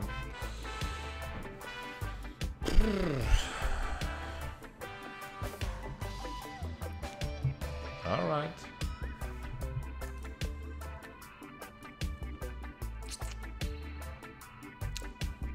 So, are we going to talk about pickup and women? I mean, everyone has their own theories and philosophy, of course. But what I think in a shortcut is that a lot of those books or advice on pickup in general is just built on the idea that, you know, if you act like you have a lot of self-esteem, then you're gonna have a better chance. And I guess that's mainly because you just take action when, in comparison, if you have no self-esteem, you're probably gonna take any action. And if you don't take any action, you will have no results at all, for sure. I'm talking about taking action with women, right? Anyway, but after a while, I think we have to realize that, you know, fake self-esteem is probably not the best thing to build up and that useful. And once we realize that, we start developing real self-esteem. And when you develop real self-esteem, I think you have more success with women in general, because women are very sensitive creatures. They can actually sense very easily if someone is acting like he has a lot of self-esteem or he has a lot of self-esteem. So I think level 2 is to develop self-esteem, and then you attract more women through real self-esteem. And then at some point, you realize that, you know, having self-esteem is a good tool to attract women, but at the end of the day, it doesn't really matter what anyone thinks. And you just have to, and at the end of the day, you have to become yourself or be yourself. And once you realize that just being yourself is good enough, and you want to work on yourself because of the way you look at yourself and not how other people look on yourself, then you develop something that's a lot more worth and a lot more attracting than self-esteem, which is you're just real, you're just authentic. And when you are authentic, I think that is the most attractive trait that women feel from a man, if you are authentic. And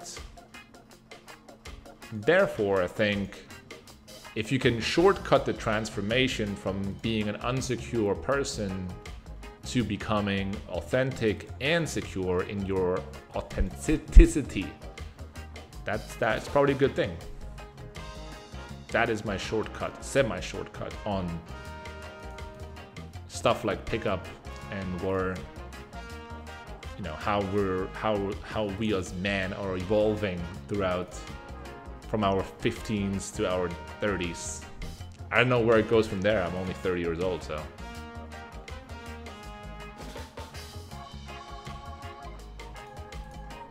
That is a decent hand. It's decent to have quads. Just gonna check call the flop. Give him some room.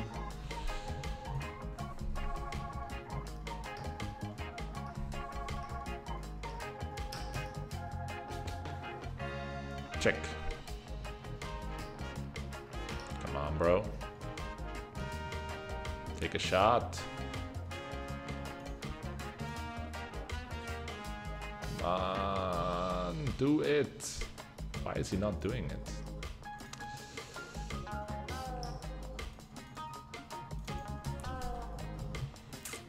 Raise. I mean, he's never raising. Call at least, so I can show the nuts.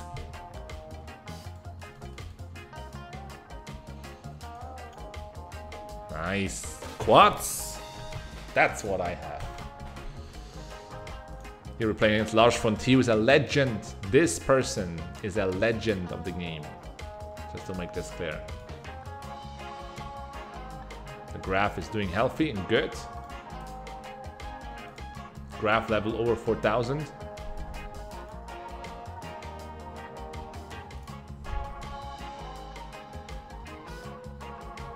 How many heads-up tables are you capable of playing at once? Do you usually mix them with short-handed stuff? Well, here is the answer, which is an important one. It doesn't matter how many heads-up tables I can play, because it's like I played, like even playing two different opponents is already, you know, kind of a stretch. So I'm much more focused on don't play too many tables. It doesn't matter how many you can handle. I just want to play quality poker, and I do that more often when I play less tables. So more focused on the, you know, focused on the few, not on the many. I'll go for a block or bet on the river.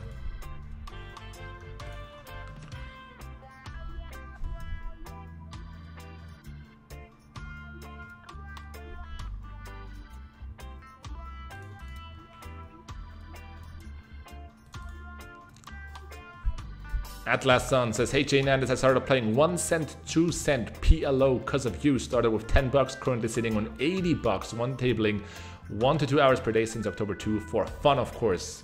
That's awesome, man. Keep grinding and moving up step by step.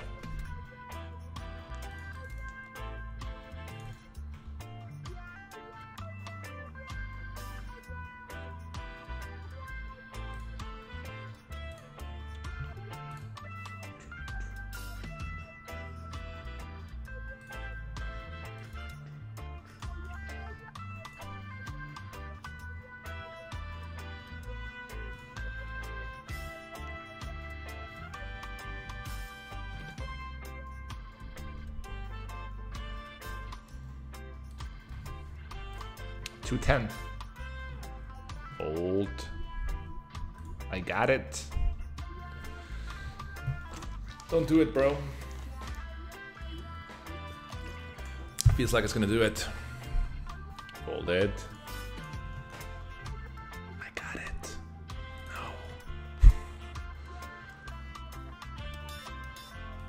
No. Unsuccessful attempt there.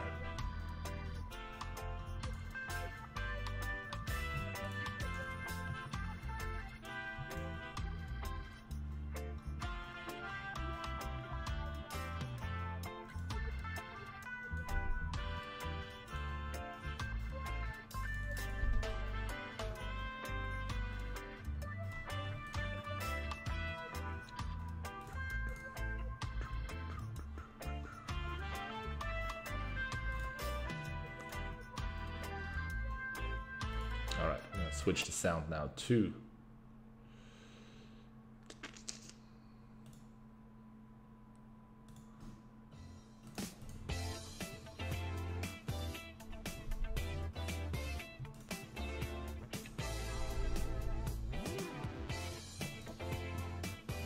Lo Catalin says, hey dude, thank you for all your good content lately. Been studying a lot more PLO lately because of you. Didn't start to play now as I'm not confident with my game, but thank you. Keep it up. Same. And we got the nizzles, the nuts, the boats, but no action. And we got Cunha in the mix. Cunha is also an absolute legend of the great game of Pot Limit Omaha. What a legend. What a legend.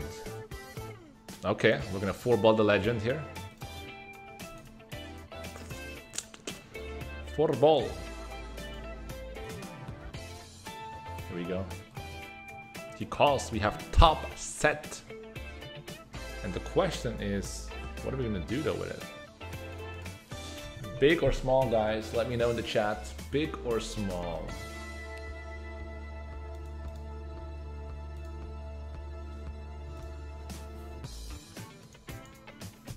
Sometimes small is better. Go small.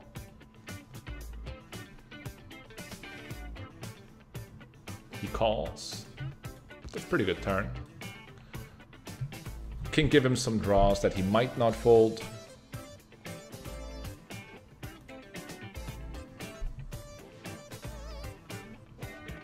$30%. $4,000. $4,000.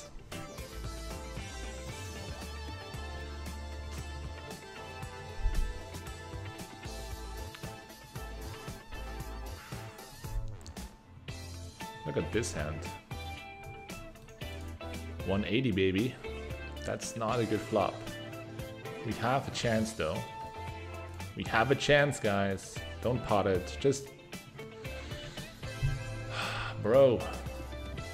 Do we have a gut shot? 4, 5, 6, 7, 8. Yeah, we have a gut shot. Ah, man. We can't fold now. All right, guys. Channel the energy.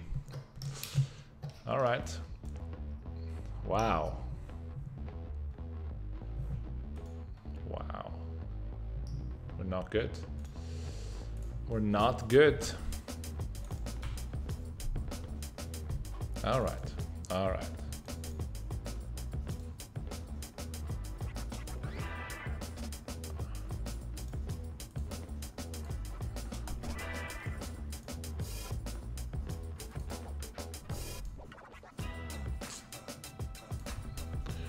Nathan says, what is the optimal number of tables for you to play? You know, like, again, less is more.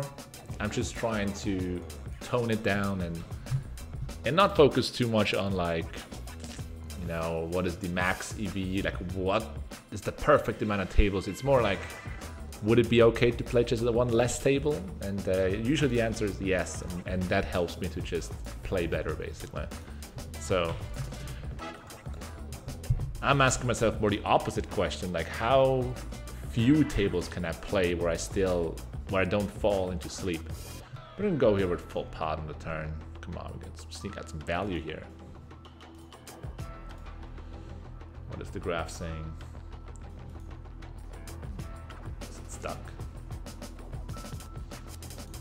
No, we just lost a big pot there with the aces. That's all it is.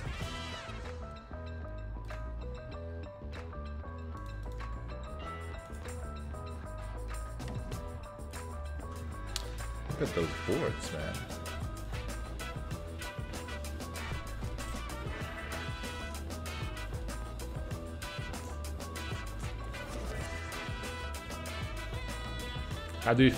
How likely do you think a big sell-off in crypto is? I don't know. I think crypto will be definitely along for a while. Will be here for a while, but obviously within different altcoins, there's going to be some. Some of them are going to die and some of them are going to survive. I mean, they can't survive all. It's just too many.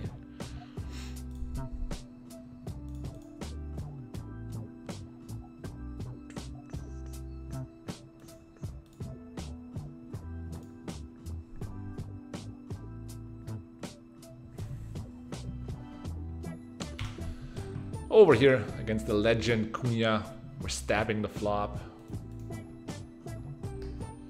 And on this turn card, I'm gonna check.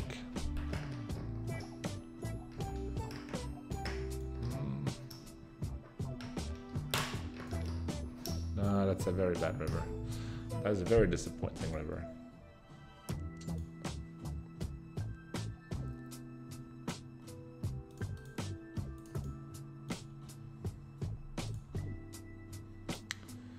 Very disappointing river. 3-betting here against TB Tesh. Looking for a 10 of diamonds. We get a deuce of clubs. 10 of diamonds still awaiting. Never gonna know.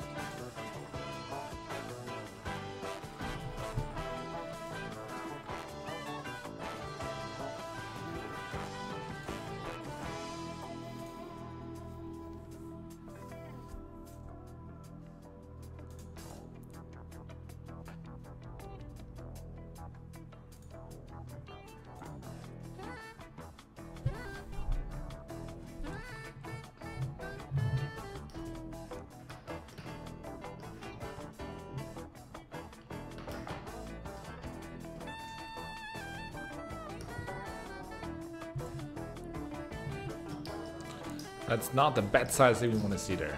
That's not the bet size we want to see. For sure.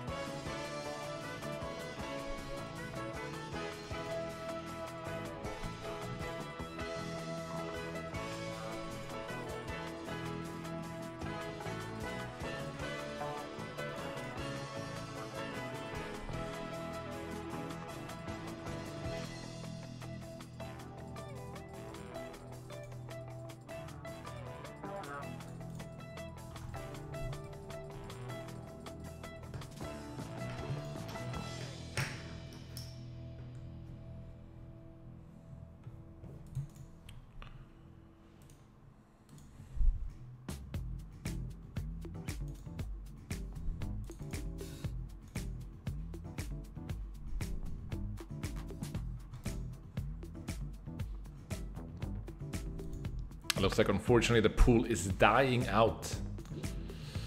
And we're gonna end the heads up action here in a moment.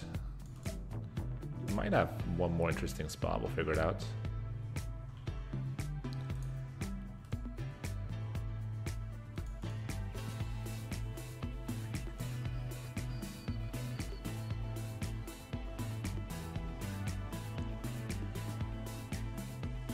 Jane Handers, the rumor is out that you're going to court next week to change your name to PLO, your last name. I am all in, whatever my last name is, to pair.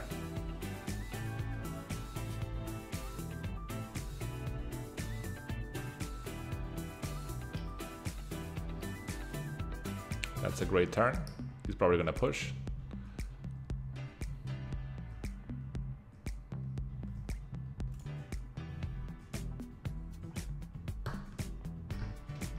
Bam! $4,000, guys. All right. We're gonna continue with some 6-max Pot Limit Omaha after winning this $4,000 pot, which popped us up to a profit so far of how much? 3,500? 3,500. All right. Look at this hand. That is a great hand. A great hand and a great game. The graph's pretty crazy. It would look normal. Well, would it look more normal in big blinds? Yeah, I think so. In big blinds. That's how the graph looks in big blinds. That's what happens when you run bad at the wrong stakes. And then in actual money, this is how it looks. Facing the 3-bet here from Nactro. Gonna go ahead and throw it away. Just fold. I'm gonna be streaming for another 15-20 minutes, guys, so if you have any questions, leave them in the chat, addressing at JNandisPoker.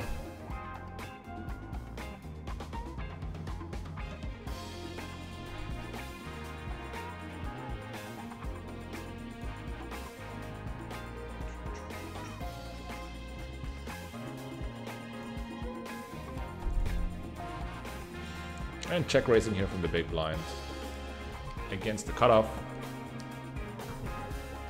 With future blockers, but this is a bad turn card to continue on. Very bad.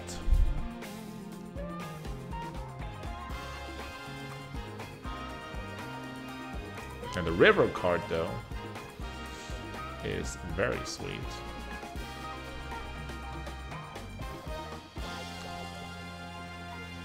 That's why we take down this pot. The force.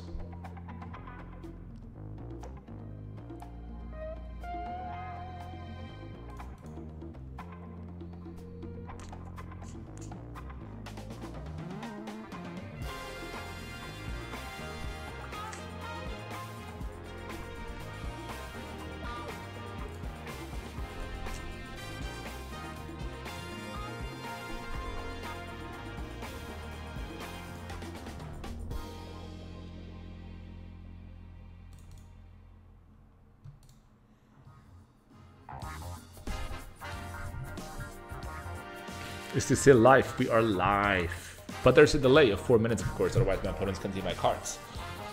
But we are live, man. If you have any question, you got 10 more minutes to put it out there. For example, what to do when you flop top boat and you block all the draws, all the hands you can have. You start checking and inducing. See, there we go, 20 bucks. That's, you know, almost McDonald's menu in Switzerland. Almost there. Just checking it. All right. Does he want to go for a whole family menu at McDonald's? That is the question. He wants to go for the family business. Of course, we're just gonna call. You know, it's important to know how to fake tank, and then call, and then check. Put it in, bro. I'm hungry. Hungry for McDonald's? No, he checks. He had the 8. No. I mean, we at least sneaked out some value. You know, sometimes you wish you would have bet, but again, if you're blocking everything, it makes the most sense to just slow play it sometimes.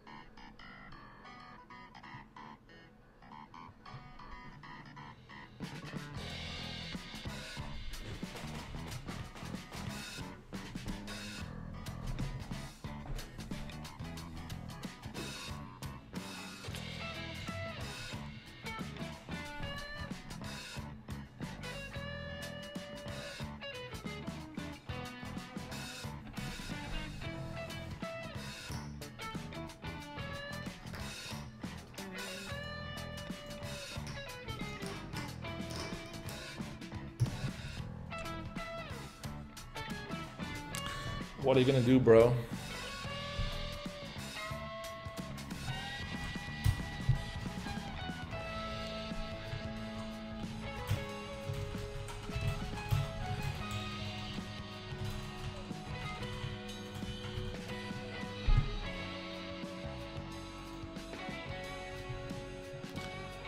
Another slow player.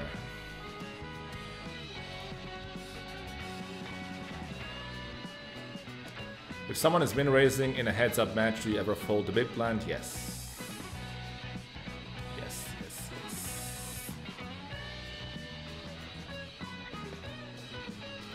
All right, guys. We're gonna wrap it up here in a second. Make it $60.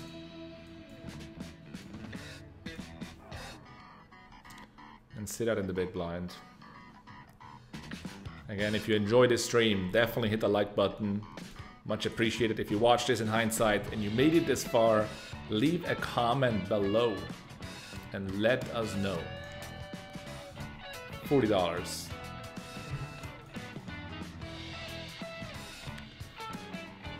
Interesting turn. I'm gonna go for $100 on this turn card.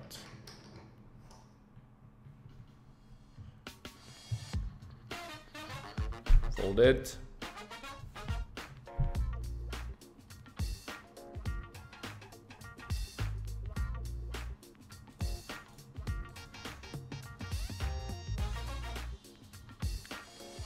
Unfortunately, on the call, and over here we're gonna 4-bet the aces against a short stack. And with 2 pair and a nut flush blocker, $50 remaining. We're gonna bet 50. And 84 cents are between us and a dream. All in. 43% against a wrap. No.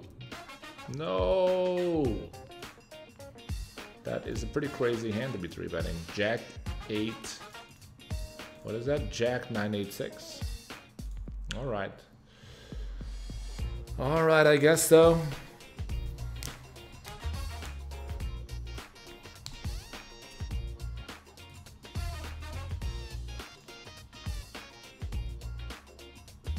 Would you say heads up PLO 100 is beatable on stars? Yes, yes, yes.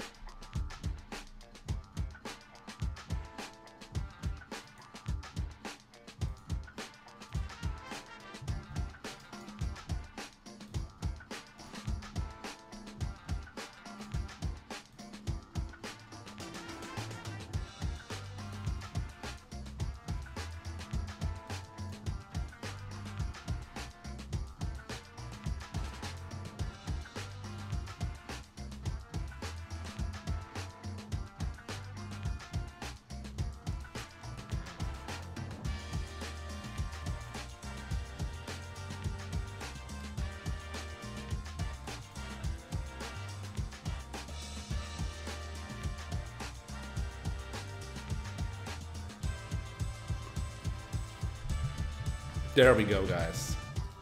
That's it. We are done. Crazy graph here, 3,245 up. And if you would turn this graph into big blinds, you can see here we had some interesting pots going down. Some of those hands I'll be discussing on tomorrow's video. Not sure if it's live or not, we'll figure it out. But I'll be making a review of a couple of really interesting hands I played more recently. One of them being the $13,000 pot that I showed you in the mid of the video. The results and the breakdown of that tomorrow here on YouTube. Enjoy your day, guys. Enjoy the weekend. Jay Nandes, over and out.